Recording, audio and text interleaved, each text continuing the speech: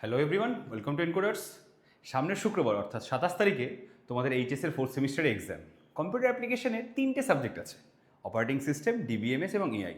তার মধ্যে সবথেকে বেশি কোয়ারি আর সবথেকে টাফ যদি কিছু থেকে থাকে সেটা হচ্ছে অপারেটিং সিস্টেম। সেই অপারেটিং সিস্টেমের one shot video, one shot মানে পুরো ডিটেলসে মাত্র 26টা কোশ্চেন সলভ করেছি এই ভিডিওটার মধ্যে। এই 26টা কোশ্চেন তোমরা যদি দেখে যাও 100% কোশ্চেন তো কমন পাবেই, প্লাস অরগুলোও কমন পেয়ে যেতে পারো। তো দ্যাটস ওয়াই পুরো ভিডিওটা স্কিপ না করে ভালো করে দেখবে। সবার শেষে আমি অপারেটিং সিস্টেমের প্রসেস শিডিউলিংয়ের অঙ্ক নিজে হাতে করে দিয়েছি। তো স্টার্ট করা যাক। টোটাল অপারেটিং সিস্টেমের 4খানা চ্যাপ্টার আছে। চ্যাপ্টার 1 ইন্ট্রোডাকশন, চ্যাপ্টার 2 অপারেটিং সিস্টেমের organisation, chapter 3 process management and chapter 4 memory management. তো এই 4খানা চ্যাপ্টার থেকে আমি ওভারঅল 26টা মতো কোশ্চেন বার করেছি। মোস্ট ইম্পর্টেন্ট 26টা কোশ্চেন। সাজেশন অনেকে অনেক কিছু দেয়, কেউ 100টা দেয়, কেউ 50টা দেয়। অপারেটিং সিস্টেমের এই 26টা কোশ্চেন পড়ে গেলে 100% কমন পাবে উইথ সলিউশন। এই পিডিএফটা ডেসক্রিপশন বক্সে দেওয়া থাকবে। এটা বাংলায় আমি এক্সপ্লেন করছি, বাট এটার বাংলা এবং ইংলিশ উভয় ভাষাতেই আমাদের ইউটিউবের এই ভিডিওটার ডেসক্রিপশনে ডিটেলসে পেয়ে যাবে। ডাউনলোড করে পড়বে। আমার ভিডিওটা সম্পূর্ণ দেখার পরে জাস্ট ওই ভিডিওর সাথে সাথে নোটটা ডাউনলোড করে পড়বে। বেশিক্ষণ সময় লাগবে না, হার্ডলি 2 থেকে 3 ঘন্টা অপারেটিং সিস্টেম পড়বে, এর মধ্যে থেকে 100% কমন পাবে। পরীক্ষার পর এই বিষয়ে কথা হবে। এখন আপাতত শুরু করা যাক।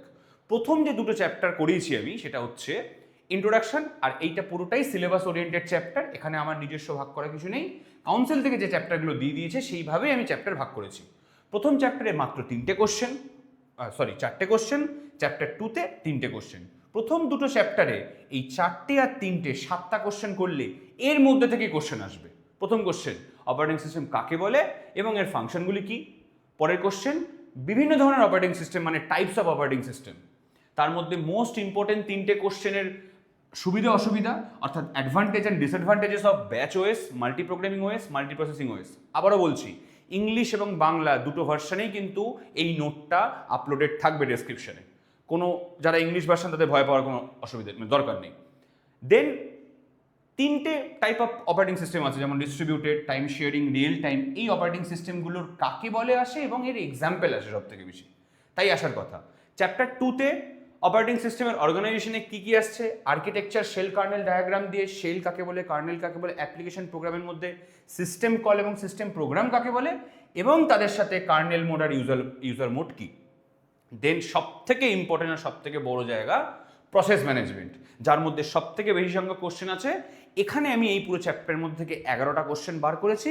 এবং মাথায় রাখবে এই চ্যাপ্টারের শেষে এফসিএফএস, এসজেএফ, এসআরটিএফ অর্থাৎ দুটো নন প্রিএমটিভ শিডিউলিং, একটা প্রিএমটিভ শিডিউলিংয়ের অঙ্ক আমি পুরো সলভ করে দিয়েছি। পুরো ভিডিওটার লাস্টে ম্যাথটা আছে, রাইট? পুরো ভিডিওটা দেখো, না হলে কিন্তু থিওরিগুলো বুঝতে পারবে না। এবং লাস্টে গিয়ে অঙ্কটা করলে তোমাদের পক্ষে সুবিধা হবে অঙ্কটা বারে বারে দেখে প্র্যাকটিস করতে। এবং লাস্ট চ্যাপ্টার যেটা, সেটা হচ্ছে মেমোরি অ্যালোকেশন বা মেমোরি ম্যানেজমেন্টের চ্যাপ্টার, যেখানে হার্ডলি 7-8টা মতো কোশ্চেন আছে, তাও না। Contiguous memory allocation, non contiguous allocation, fixed and variable size partitioning, paging, fragmentation আর সেগমেন্টেশন, এবং তার সাথে পেজিং, এদের মধ্যে কি পার্থক্য আছে, আর ফিজিক্যাল এবং লজিক্যাল স্পেসে মেমোরি ম্যানেজমেন্ট ইউনিটের মাধ্যমে কী করে মেমোরি অ্যালোকেশন করা যায়। এবার এরপরে সম্পূর্ণ যা কোশ্চেন দিয়েছি শুধু কোশ্চেন দিয়ে ছেড়ে দিইনি। আরবিটারি জায়গা থেকে এইখান থেকে একটা অ্যান্সার, ওখান থেকে একটা অ্যান্সার করতে হবে না। আমি এখানে ঠিক যে প্যাটার্নে পয়েন্ট করে অ্যান্সার দিচ্ছি, তোমরা পরীক্ষার হলে সেই প্যাটার্নে লিখবে।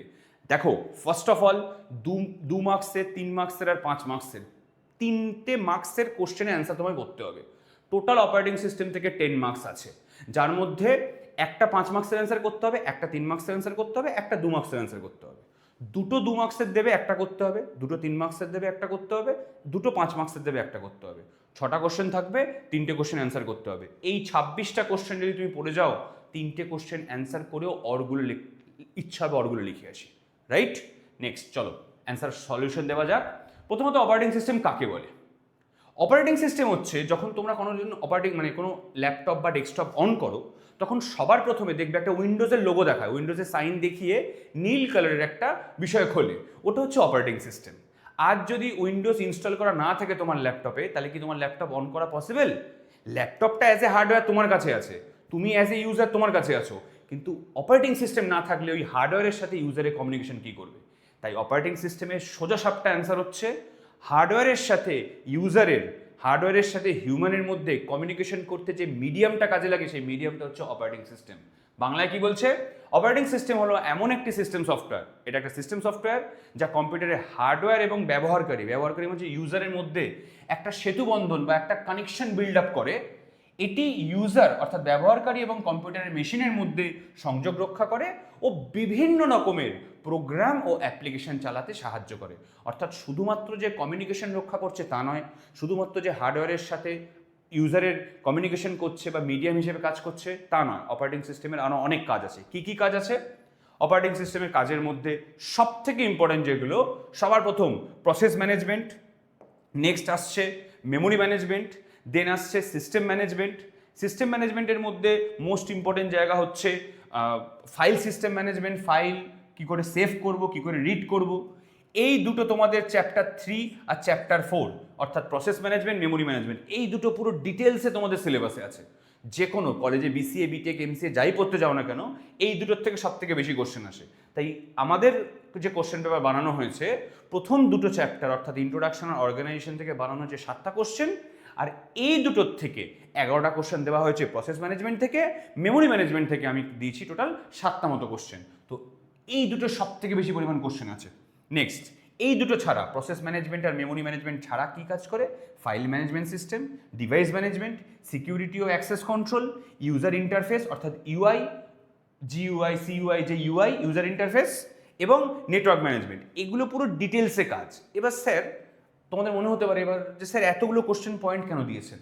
দেখো আবারও বলছি, তোমাদের কোশ্চেন দেবে 2 মার্কসের, 3 মার্কসের, 5 মার্কসের। যদি 2 মার্কসের কোশ্চেন দেয় বাবা, তুমি 3টে পয়েন্ট লিখে আসবে। যদি 3 মার্কসের কোশ্চেন দেয়, যদি 2 মার্কসের কোশ্চেন দেয় 3 পয়েন্টস লিখবে, এখান থেকে দেখে 3টে পয়েন্ট লিখবে। 3 মার্কসের কোশ্চেন দিলে 4টে পয়েন্ট লিখবে। 5 মার্কসের কোশ্চেন দিলে 6টা পয়েন্টস লিখবে। এটা না মাথায় থাকে, রাইট? 3টে দিলে 4 পয়েন্ট লিখবো, 2 মার্কস দিলে 3 পয়েন্ট লিখবো, 5 মার্কস দিলে 6 পয়েন্ট লিখবো। তাই এখানে দেখো 1 2 3 4 5 6 7 8, 8খানা পয়েন্ট দেওয়া হয়েছে। তুই প্রথম থেকে 6টা পয়েন্ট ভালো করে পড়বে। আমি নোট বানিয়েছি প্রত্যেকের জন্য, এমন নয় যে টপ করে যে 30 পাবেই তাকে 35 পাওয়ানোর জন্য। না, তুমি কিছু পড়াশোনা করোনি, তোমার পড়াশোনার অবস্থা খুব একটা ভালো নেই, তুমি হার্ডলি 15-16 পেতে, তুমি এই সম্পূর্ণ নোটটা পড়ে যাও। এবং ডিবিএমএস এবং এআই এর আপকামিং ক্লাসগুলো আসবে আজকালের মধ্যে। ডিবিএমএস এবং এআই এর ডিটেইলড ভিডিও আসবে যেভাবে ওএসএ আসছে। তো এই ক্লাসগুলো তোমরা যদি করে যাও, আমার মনে হয় না তুমি 15 পেয়েছিলে কি 16 পেয়েছিলে, তুমি সেখান থেকে 30+ নাম্বার পাবেই পাবে। আর যাদের একটু ঠিকঠাক পড়াশোনা থাকবে, আগে একটুও পড়ে থাকবে, তারা 35-এ 35 পেতে পারো। এবার কিভাবে পাবে, পরীক্ষার হলে কিভাবে লিখবে, তার জন্য এই নোটটা ডিটেলসে পড়বে আর সম্পূর্ণ ভিডিওটা দেখবে। দেখো নেক্সট, এই কাজগুলোর মধ্যে সবথেকে ইম্পর্টেন্ট হচ্ছে process management, memory management, file, device management, security. এই 5টা হচ্ছে সবথেকে ইম্পর্টেন্ট কাজ। নিচের 3টের মধ্যে তুমি যে কোনো একটা কি দুটো পড়ে যাবে, দ্যাটস ইট। আর কিছু নেই এই ফাংশনসগুলোর মধ্যে। আর অপারেটিং সিস্টেমের এক্সাম্পলের মধ্যে কি পড়ছে? উইন্ডোজ, যেটা সবথেকে বেশি আমরা ইউজ করি, লিনাক্স, ম্যাক, এবং মোবাইলে তো পুরোটাই অ্যান্ড্রয়েডের উপর নির্ভর করছে। ঠিক আছে, নেক্সট কি আসছে? বিভিন্ন ধরনের অপারেটিং সিস্টেম, অর্থাৎ কত রকমের অপারেটিং সিস্টেম আমরা দেখতে পাই বা কত রকমের অপারেটিং সিস্টেম আমরা ব্যবহার করে থাকি। দেখো, অপারেটিং সিস্টেম আজ থেকে তৈরি হয়নি। অপারেটিং সিস্টেম তৈরি হয়েছে গত 50, 60, 70 বছর ধরে। ঠিক আছে, দ্বিতীয় বিশ্বযুদ্ধের সময় থেকে টার্গেট হয়ে আসছে একটা ওএস তৈরি করতে হবে, একটা ওএস তৈরি করতে হবে। দ্বিতীয় বিশ্বযুদ্ধের সময় থেকে শুরু করে 2026 সাল অবধি অপারেটিং সিস্টেমের হিউজ এভলিউশন হয়েছে। মানে এতটা পরিমাণ চেঞ্জ হয়েছে অপারেটিং সিস্টেম, যেটা বলার মতো না। তো একদম ইনিশিয়ালি যে অপারেটিং সিস্টেমটা ব্যবহার করা হতো তার নাম হচ্ছে ব্যাচ ওএস, যেখানে অনেকগুলো জব বা অনেকগুলো কাজকে একসাথে করে গুচ্ছাকারে ইউজারের কাছে দেওয়া হতো। প্রসেসরের কাছে দেওয়া হতো। সেখানে কোনো ইউজার ইন্টারাকশন থাকতো না, গুচ্ছাকারে দেওয়া হতো, অর্থাৎ একসাথে কালেকটিভলি দেওয়া হতো। মাল্টিপল টাইপ অফ জবস একসাথে কালেকটিভলি ব্যাচ হিসেবে, ব্যাচ মানে হচ্ছে একটা গুচ্ছ, একটা তোমার কালেকশন, সেই হিসেবে প্রসেসরের কাছে দেওয়া হতো ইউজারের ইন্টারাকশন ছাড়া। মাল্টি প্রোগ্রামিং, আমরা এখন বর্তমানে যেটা ইউজ করি সেটাকে বলা হয় মাল্টি প্রোগ্রামিং। অর্থাৎ র্যামের মধ্যে প্রোগ্রাম বলতে এক্ষেত্রে কাজ বোঝাচ্ছে, প্রোগ্রাম আমরা পড়ব। প্রোগ্রাম হচ্ছে একটা প্রসেস, অর্থাৎ এই যে তোমরা সি প্রোগ্রামিং লেখো বা এই যে তোমরা একটা কোনো কাজ করবে, ধরো একটা যোগ করবে, দুটো নাম্বারের মধ্যে যোগ করবে, এই দুটো নাম্বারের মধ্যে যোগ করতে গেলে যে বিষয়টা দরকার পড়ে তার নাম হচ্ছে প্রোগ্রাম। ওই প্রোগ্রামটাই যখন অ্যাক্টিভ অবস্থায় র্যামের মধ্যে স্টোর হয় তখন সেটাকে আমি প্রসেস বলতে পারি। তো সেই প্রোগ্রাম বা মাল্টি প্রোগ্রাম বলতে বোঝাচ্ছে পুরো কম্পিউটার এরমভাবে বিভক্ত, পুরো এন্টায়ার কম্পিউটার এরকম স্ট্রাকচারে ভাগ করা আছে। এই হচ্ছে আমি যেটা আঁকছি এখন ভন নিউম্যান আর্কিটেকচার, সেটা হচ্ছে ইনপুট আউটপুট। অর্থাৎ এখানে যদি আমি শুধু ইনপুটটাকে দেখি, ইনপুট ঢুকছে, সিপিইউর মধ্যে প্রসেস হচ্ছে, আউটপুট বেরোচ্ছে। এই হচ্ছে আমার ইনপুট ডিভাইস, মাউস, কিবোর্ড, এগুলো। আউটপুট ডিভাইসের মধ্যে মনিটর, প্রিন্টার, স্পিকার, রাইট? এই যে হচ্ছে সিপিইউর মধ্যে আবার দুটো পার্ট আছে, একটা হচ্ছে এএলইউ আর একটা হচ্ছে সিইউ। আর সবার সেপারেট, মানে সব কিছুর থেকে বাইরে থাকে হচ্ছে মেমোরি। এই মেমোরি আবার 2-3 রকমের হয়, অর্থাৎ প্রাইমারি মেমোরি বা র্যাম, ক্যাশ মেমোরি বা যেটা সিপিইউর সাথে থাকে, এবং সেকেন্ডারি স্টোরেজ। তো এখানে ওএসের কাজ কি? অপারেটিং সিস্টেমের কাজ হচ্ছে যে কোনো প্রসেসকে মেমোরির থেকে, অর্থাৎ মনে করে এখানে হার্ড ডিস্ক আছে, এখানে হার্ড ডিস্ক আছে যেখানে পার্মানেন্ট স্টোরেজ, সেখান থেকে মেমোরিতে আনা, মেমোরিতে এনে প্রসেস করা সিপিইউর তত্ত্বাবধানে। এটা একটা ডায়াগ্রাম, এটা একটা স্ট্রাকচার যেটা স্যার জন ভন নিউম্যান দিয়েছিল, যার মাধ্যমে আমি মডার্ন কম্পিউটারকে এক্সপ্লেন করতে পারি। তো মাল্টি প্রোগ্রামিংয়ের যে ডেফিনেশন আছে, মেমোরিতে একাধিক প্রোগ্রাম রেখে সিপিইউকে ব্যবহার বৃদ্ধি করা মানে আমি এই জায়গাটা তুমি একটা এক্সাম্পল হিসেবে দেখতে পারো। কি মনে করো 5 জনের রান্না হচ্ছে, তার জন্য ছোট কড়াই লাগে। যখন 50 জনের রান্না হবে তখন বড় কড়াই লাগবে। তাই আমরা যেই কথায় কথায় বলি আমরা একটা ফোন কিনবো যেখানে র্যাম বেশি থাকবে, আমরা একটা ল্যাপটপ কিনবো যেখানে র্যাম বেশি থাকবে। তো র্যাম বেশি থাকার পেছনে একটাই উদ্দেশ্য, বেশি লোকের রান্না করতে হবে, তাই কড়াই বড়। বেশি প্রসেস সলভ করতে হবে, বেশি প্রোগ্রাম সলভ করতে হবে, তাই র্যাম বড়। তাই মাল্টি প্রোগ্রামিং, ওই বড় র্যাম তো তুমি দিয়ে দিয়েছো কম্পিউটারকে, কিন্তু সেই বড় র্যামকে সুন্দর করে সাজিয়ে মেনটেন করবে অপারেটিং সিস্টেম।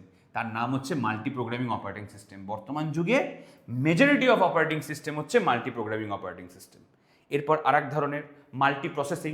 মাল্টি প্রোগ্রামিংয়ের মতোই মাল্টি প্রোগ্রামিংয়ের উদ্দেশ্য হচ্ছে র্যামের এফিসিয়েন্সি বাড়ানো, র্যামের মধ্যে একাধিক কাজকে কন্ট্রোল করা। আর মাল্টি প্রসেসিংয়ের উদ্দেশ্য হচ্ছে সিপিইউর স্পিড বাড়ানো, রাইট? টাইম শেয়ারিং ওয়েস কিরকম? মনে করো আমরা ওই ছোটবেলায় ক্রিকেট খেলতে যেতাম, ধরো একটা ছেলে আউটই হচ্ছে না, ও একাই ব্যাট করে যাচ্ছে 10 ওভার। তো আমরা তা না করে আমরা ছোট ছোট ভাগে ভাগ করতাম যে তুই 2 ওভার ব্যাট করবি, তুই 2 ওভার ব্যাট করবি, তুই 2 ওভার ব্যাট করবি। এবিসি 3 জন আছে, 3 জন 2 ওভার করে ব্যাট করবে, আবার 3 জন 2 ওভার করে বল করবে। এই যে আমাদের টাইম সীমিত ছিল যে বিকেলবেলা 3টের সময় যাবো, 5টার মধ্যে খেলা শেষ করতে হবে, 2 ঘন্টার মধ্যে এত ওভার হয় ভাই। তো ভাই আমরা 5 জন সবাই যেন ব্যাট পাই, সবাই যেন বল পাই। এই যে সবাই যেন ব্যাটও করতে পারি, সবাই যেন বলও করতে পারি, এই পয়েন্ট অফ ভিউ থেকে দাঁড়িয়ে টাইম শেয়ারিং অপারেটিং সিস্টেমকে আনা হয়েছে। টাইম শেয়ারিং অপারেটিং সিস্টেম এনে কি করেছে? প্রতিটি ইউজার বা টাস্ককে ছোট ছোট সময় ভাগ করে দেয়, সবাইকে একসাথে কাজ করার অনুভূতি দেয়। That's the thing. অর্থাৎ আমরা ওই বিকেলবেলা 2 ঘন্টার মধ্যে যেন 10 জন খেলতে আসলে 10 জনই ব্যাট করতে পারি, 10 জনই যেন বল করতে পারি। সেরকম অপারেটিং সিস্টেমের ক্ষেত্রে ধরো একটা অপারেটিং সিস্টেম ব্যবহার করছে 20 জন মিলে। দেখো তোমরা তো এক্সপিরিয়েন্স করো না অপারেটিং সিস্টেমগুলো কী করে কাজ করে, বাট এরকম হয় একটা অপারেটিং সিস্টেম ব্যবহার করছে 20 জন মিলে, সেই অপারেটিং সিস্টেমটার মধ্যে টাইম টু টাইম ভাগ করে দেওয়া হয়েছে যে এই ইউজার 1 ঘন্টা কাজ করবে, ওই ইউজার 15 মিনিট কাজ করবে, ওই ইউজার 30 মিনিট কাজ করবে। Time sharing operating system. Real time operating system কি? রিয়েল টাইম অপারেটিং সিস্টেম মানে হচ্ছে, তার বড় এক্সাম্পল হচ্ছে যে আমার রকেট লঞ্চের ক্ষেত্রে যে অপারেটিং সিস্টেম ব্যবহার করা হয়, ওই একটা ফ্র্যাকশন অফ সেকেন্ডের জন্য যদি দেরি হয়ে যায়, একটা সামান্য কয়েক মিলি সেকেন্ডের দেরি হতে পারে রকেটটা লঞ্চ করা পসিবল হলো না, কোনো কারণে রকেটটা উঠতে গিয়ে ব্লাস্ট করলো। তো এরকম অনেক আমরা ইসরো নাসার ভিডিও দেখেছি যেখানে রকেট লঞ্চ করতে গিয়ে লঞ্চ করার মুহূর্তের মধ্যেই কিছু একটা ব্লাস্ট বা কিছু একটা সমস্যা হয়েছে। এটার একটাই রিজন থাকে, সফটওয়্যারের পার্টে ওটা ফ্র্যাকশন অফ সেকেন্ড, মানে কয়েক সেকেন্ডের 100, 2000, 3000 ভাগের 1 ভাগ, ন্যানো সেকেন্ডে কাজ করতে হয়। ওই টাইমটাকে ওই হাই অ্যাকিউরেসি পৌঁছানোর জন্য রিয়েল টাইম অপারেটিং সিস্টেম ব্যবহার করতে হয়। সাধারণভাবে রিয়েল টাইম অপারেটিং সিস্টেম কিন্তু খুব ভালো মাপের কম্পিউটার ছাড়া, যেমন সুপার কম্পিউটার ছাড়া বা মেইন ফ্রেম কম্পিউটার ছাড়া ইউজ করা পসিবল নয়। Next, distributed operating system. Distributed operating system মানে হচ্ছে, মনে করো আমি কলকাতায় বসে আছি, আমার এক বন্ধু ব্যাঙ্গালোরে বসে আছে, আমার আরেকজন ভাই চেন্নাইতে বসে আছে, তিনজন মিলে একটা প্রজেক্ট করছি। সেই প্রজেক্টের রেসপেক্টে তিনজনেরই কন্ট্রিবিউশন দরকার, তিনজনকেই কাজ করতে হবে। তখন চলে আসে আমার ডিস্ট্রিবিউটেড ওএস, অর্থাৎ একটা অপারেটিং সিস্টেম তিনজনের কাছে ডিস্ট্রিবিউট করা আছে। তারপর তো নেটওয়ার্ক ওএস সবার জানা, নেটওয়ার্কিংয়ের যে ওএস ব্যবহার করা হয়। আর মোবাইল এমবেডেড ওএস মানে হচ্ছে মোবাইল ফোন, ঘড়ির মধ্যে, স্মার্ট ওয়াচ, তোমার স্মার্ট ডিভাইসগুলোর মধ্যে যে ওএস ব্যবহার করা হয় তাকে বলা হয় মোবাইল বা এমবেডেড ওএস। এবার এই যে batch OS, multi programming OS আর মাল্টি প্রসেসিং ওএস নিয়ে আমি এতগুলো কথা বললাম, এই কথাগুলোর পুরো ডেফিনেশন, অ্যাডভান্টেজ, ডিসঅ্যাডভান্টেজ ভালো করে পড়ে যাবে। ঠিক আমি যতটা ছোট করে লিখে দিয়েছি, দেখো কি সুন্দর অ্যাডভান্টেজগুলো ছোট করে লেখা আছে।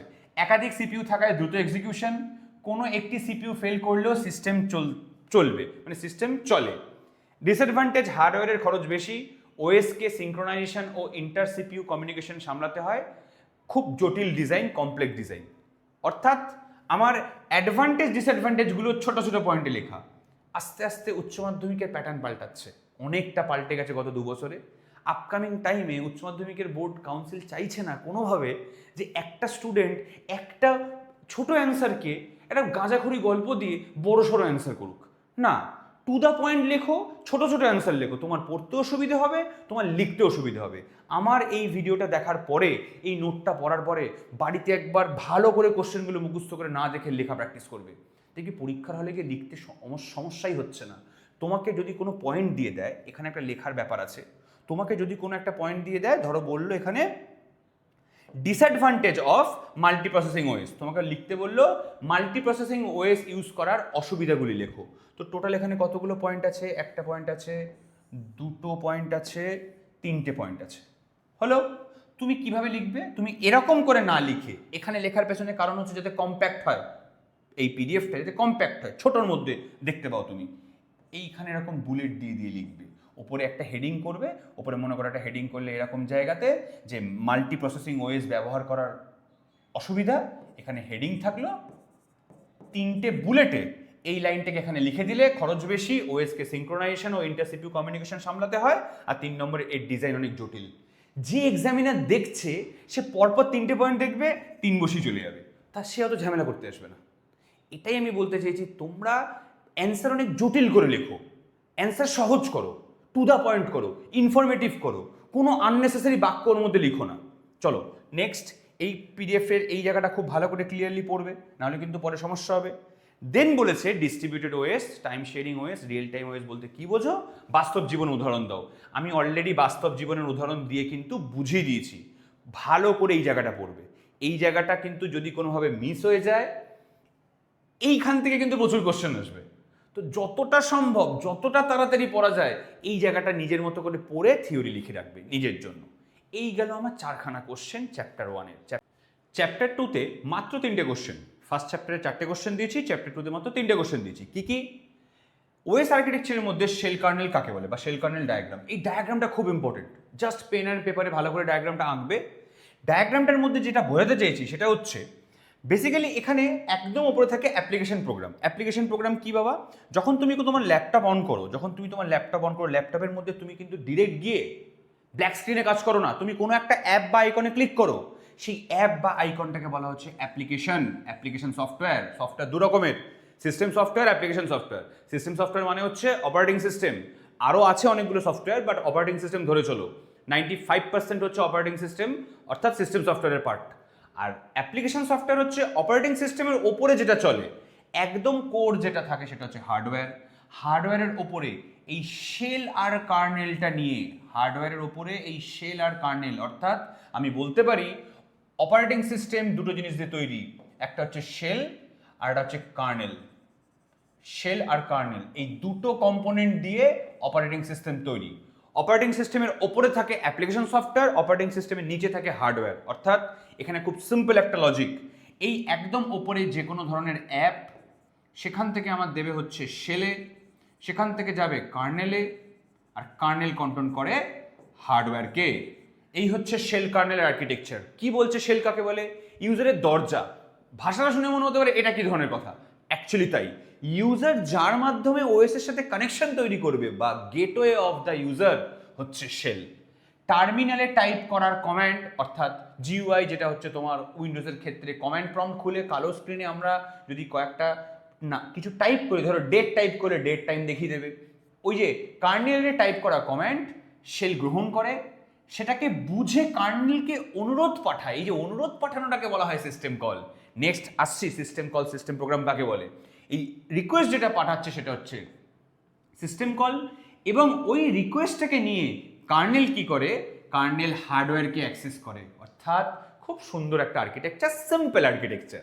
আমি একজন হিউম্যান হয়ে, মনে করো আমি একজন হিউম্যান, আমি একজন ইউজার। আমি ইউজার হয়ে অ্যাপ্লিকেশনে ক্লিক করব, অ্যাপ্লিকেশন থেকে শেলে কমান্ড যাবে, শেল থেকে কার্নেলে সিস্টেম কল যাবে, কার্নেল থেকে প্রসেস এক্সিকিউট হয়ে হার্ডওয়্যার কন্ট্রোল হবে। আমি একজন ইউজার, আমি অ্যাপ্লিকেশনে ক্লিক করব, কোনো একটা অ্যাপ, মনে করো Google Chrome, Adobe Acrobat reader, মনে করো ভিএলসি মিডিয়া প্লেয়ার। তুমি একটা গান শুনবে, একটা বাটন প্রেস করলে, তুমি অ্যাজ এ ইউজার অ্যাপ্লিকেশনের উপরে ক্লিক করলে, ক্লিক করার সাথে সাথে অ্যাপ্লিকেশন একটা কমান্ড বা রিকোয়েস্ট পাঠালো কাকে, শেলকে। শেল বুঝতে পারলো প্রোগ্রামিংয়ের মাধ্যমে রিকোয়েস্টটাকে, ওই প্রোগ্রামিংয়ের মাধ্যমে শেল জেনারেট করলো সিস্টেম কল, রিকোয়েস্ট পাঠালো কার্নেলকে যে ভাই এই কাজটা একটু করে দে না, আমার ইউজার চেয়েছে। কার্নেল তখন হার্ডওয়্যারকে রিকোয়েস্ট করবে, হার্ডওয়্যারকে অ্যাক্সেস দেবে, তবে গিয়ে হার্ডওয়্যারের স্পিকারটা বেজে উঠবে। তুমি এই যে পার্টিকুলার ভিএলসি মিডিয়া প্লেয়ারে বাটন প্রেস করছো, সেখান থেকে তোমার স্পিকারে আওয়াজ আসছে। এর মাঝে 4টে স্টেপ আছে: application software, shell, kernel, hardware. Shell আর কার্নেলের মাঝে সিস্টেম কল রান করে, অ্যাপ্লিকেশন আর শেলের মাঝে তোমার সিস্টেম প্রোগ্রামস রান করে। এবার শেল কার্নেলের ডেফিনেশনটা খুব ভালো করে পড়বে। এই শেল কার্নেল পড়ার পরে তোমার দুটো কোশ্চেন আসতে পারে যে শেল মোড আর কার্নেল মোড কাকে বলে, সরি ইউজার মোড আর কার্নেল মোড কাকে বলে। এটা অ্যাকচুয়ালি একটা পয়েন্ট অফ ভিউ। আসছি, এই জায়গাটা মন দিয়ে শুনবে। এইটা এখানে কি বলতে চেয়েছে, ইউজার মোড আর কার্নেল মোড বলতে বোঝাতে চেয়েছে সাধারণ অ্যাপ্লিকেশন, এই যে এমএস ওয়ার্ড ব্রাউজারের মোডে চলে, হার্ডওয়্যারের সরাসরি অ্যাক্সেস নেই, সীমিত প্রিভিলেজ ইনস্ট্রাকশন ব্যবহার করতে পারে না, নিরাপত্তার জন্য আইসোলেটেড। বলতে কি চেয়েছে, বলতে চেয়েছে যে ইউজার মোড হচ্ছে এই যে আমি কথাটা বললাম, আমি একজন ইউজার হয়ে আমি অ্যাপ্লিকেশনে ক্লিক করছি, ক্লিক করা মাত্র তারপর থেকে তো আমার আর কিছু করার থাকে না। আমি একজন ইউজার হয়ে আমি কি করতে পারি, আমি একটা অ্যাপে গিয়ে একটা বাটন ক্লিক করতে পারি, আমি টাইপ করতে পারি, আমি সার্চে ক্লিক করতে পারি, তার বাইরে আমি কিছু করতে পারি না। ক্লিক করার পরে যে কাজটা হবে সেটা ওএস এর হাতে। আর কার্নেল মোড হচ্ছে ওএস এর একদম কোর, যেখান থেকে আমার ক্লিক করা রিকোয়েস্টটাকে হার্ডওয়্যারকে চালাবে। মোট কথা ওএস এর প্রয়োজন কোথায়? একটা হার্ডওয়্যার আমি দোকান থেকে কিনে আনলেই কি সেটা চলবে? কোনোদিনও চলবে না। তার জন্য দরকার একটা অপারেটিং সিস্টেম। সেই অপারেটিং সিস্টেমটার মধ্যে 3টে লেয়ার তৈরি করা হয়েছে। আমি একজন ইউজার, এই 3টে লেয়ার এরকমভাবে মাথায় রাখবে। খুব সহজ এবং ইজি দেখতে, লেয়ারটাকে কিন্তু ভুললে চলবে না। একদম বেসিক একটা লেয়ার। কিরকম দেখতে, এই মনে করো ইউজার, এই একজন ইউজার ক্লিক করছে অ্যাপের ওপরে, অ্যাপ থেকে যাচ্ছে শেলের ওপরে, শেল থেকে যাচ্ছে কার্নেলের ওপরে, আর কার্নেল কন্ট্রোল করছে হার্ডওয়্যারকে। এর মধ্যে এইটুকু অংশ হচ্ছে ইউজার মোড, এইটুকু অংশ হচ্ছে কার্নেল মোড। অর্থাৎ কম্পিউটারের ভেতরে, ওএস এর ভেতরের যে অংশটা যার মাধ্যমে হার্ডওয়্যার কন্ট্রোল হয় সেটা কার্নেল মোড, আর আমরা অ্যাজ এ ইউজার বাইরে থেকে ব্যবহারকারী হিসেবে যেটা ক্লিক করি সেটা ইউজার মোড। এবং এর একটা সুন্দর ছবি আমি এখানে দিয়েছি, ছবিটা খুব ভালো করে পড়বে, ছবিটা খুব ভালো করে দেখে দেখে আঁকবে। এই হচ্ছে তোমার ইউজার মোড আর কার্নেল মোডের ছবি। কি আছে এখানে, এখানে খুব সিম্পলভাবে দেওয়া আছে বিষয়টা, খুব সিম্পলভাবে দেওয়া আছে বিষয়টা। কি, user mode first step, user process executing. এই যে যেটাকে আমি বলছিলাম ক্লিক করা, সার্চ করা, ইউজার প্রসেস করছে। যে ইউজার প্রসেস করলো, এক্ষুনি দেখালাম অ্যাপ্লিকেশন থেকে ওটা ওএস এর শেলে আসে, শেল প্রসেস করে গেলে ওটা সিস্টেম কলে শেল কনভার্ট করে দেয়, শেল সিস্টেম কলে কনভার্ট করে দেয়। সেই সিস্টেম কল থেকে শেলের পাওয়া সিস্টেম কলকে এক্সিকিউট করবে কার্নেল এক্সিকিউট করে আবার আউটপুট দেবে ইউজারকে। তাই যেটুকু অংশে কার্নেল এক্সিকিউট করে সেটা কার্নেল মোড, বাদ বাকি পুরোটা ইউজার মোড। অর্থাৎ আমি এখানে ক্লিক করলাম একটা গান শুনবো বলে, সেখান থেকে সিস্টেম কল জেনারেট হলো, সিস্টেম কল কার্নেলকে প্রসেস করলো, কার্নেল সিস্টেম কলকে প্রসেস করলো এবং সেই সিস্টেম কলের আউটপুট হিসেবে গানটা বেজে উঠলো। তাহলে গান বাজছে ইউজার মোডে, গান বাজার জন্য ক্লিক হচ্ছে ইউজার মোডে, সিস্টেম কল জেনারেট হচ্ছে ইউজার মোডে, কার্নেল মোডে শুধু এই সিস্টেম কলকে এক্সিকিউট করা হচ্ছে এবং এক্সিকিউট করে হার্ডওয়্যারকে অন করা হচ্ছে। এই সামান্য একটা কনসেপ্ট, এটাকেই কত কমপ্লেক্সভাবে বিভিন্ন জায়গায় বোঝানো আছে। এর বাইরে এই কনসেপ্টে কিছু নেই। ভালো করে মন দিয়ে দেখবে কি কি ডিফারেন্স আছে। অ্যাক্সেস, ইউজার মোডের অ্যাক্সেস লিমিটেড, কার্নেল মোডের সম্পূর্ণ অ্যাক্সেস থাকে। সেফটি, ইউজার মোড ক্র্যাশ করে গেলে প্রোগ্রাম থামে, সিস্টেম থামে না। কার্নেল মোড যদি কিছু ভুল হয় পুরো অপারেটিং সিস্টেম হ্যাং করে যাবে। অর্থাৎ আমি এটা বলতে চাইছি যে যদি ইউজার মোডে কোনো প্রবলেম হয়, কার্নেল মোড ঠিক থাকে, তাহলে অপারেটিং সিস্টেম চলবে, সিস্টেম চলবে। ওই ইউজার মোডে প্রবলেম হলে, পার্টিকুলার একটা ক্লিকে প্রবলেম হলে ওই ক্লিকটা হবে না, কিন্তু তা বলে পুরো সিস্টেম অফ হবে না। কিন্তু কার্নেল মোড বন্ধ হয়ে গেলে পুরো সিস্টেম হ্যাং হয়ে যাবে, কোনো ক্লিক কাজ করবে না। Next, switching. অ্যাপ যখন সিস্টেম রিসোর্স দরকার করে, সিস্টেম কলের মাধ্যমে মোড সুইচ হয় ইউজার থেকে কার্নেল। এবার যেটা আসছে সেটা হচ্ছে সিস্টেম কল আর সিস্টেম প্রোগ্রামের ব্যাখ্যা। মন দিয়ে এই জায়গাটা দেখবে। সিস্টেম কল, এটা হচ্ছে সেকেন্ড চ্যাপ্টারের লাস্ট কোশ্চেন। সিস্টেম কল আর সিস্টেম প্রোগ্রাম কাকে বলে?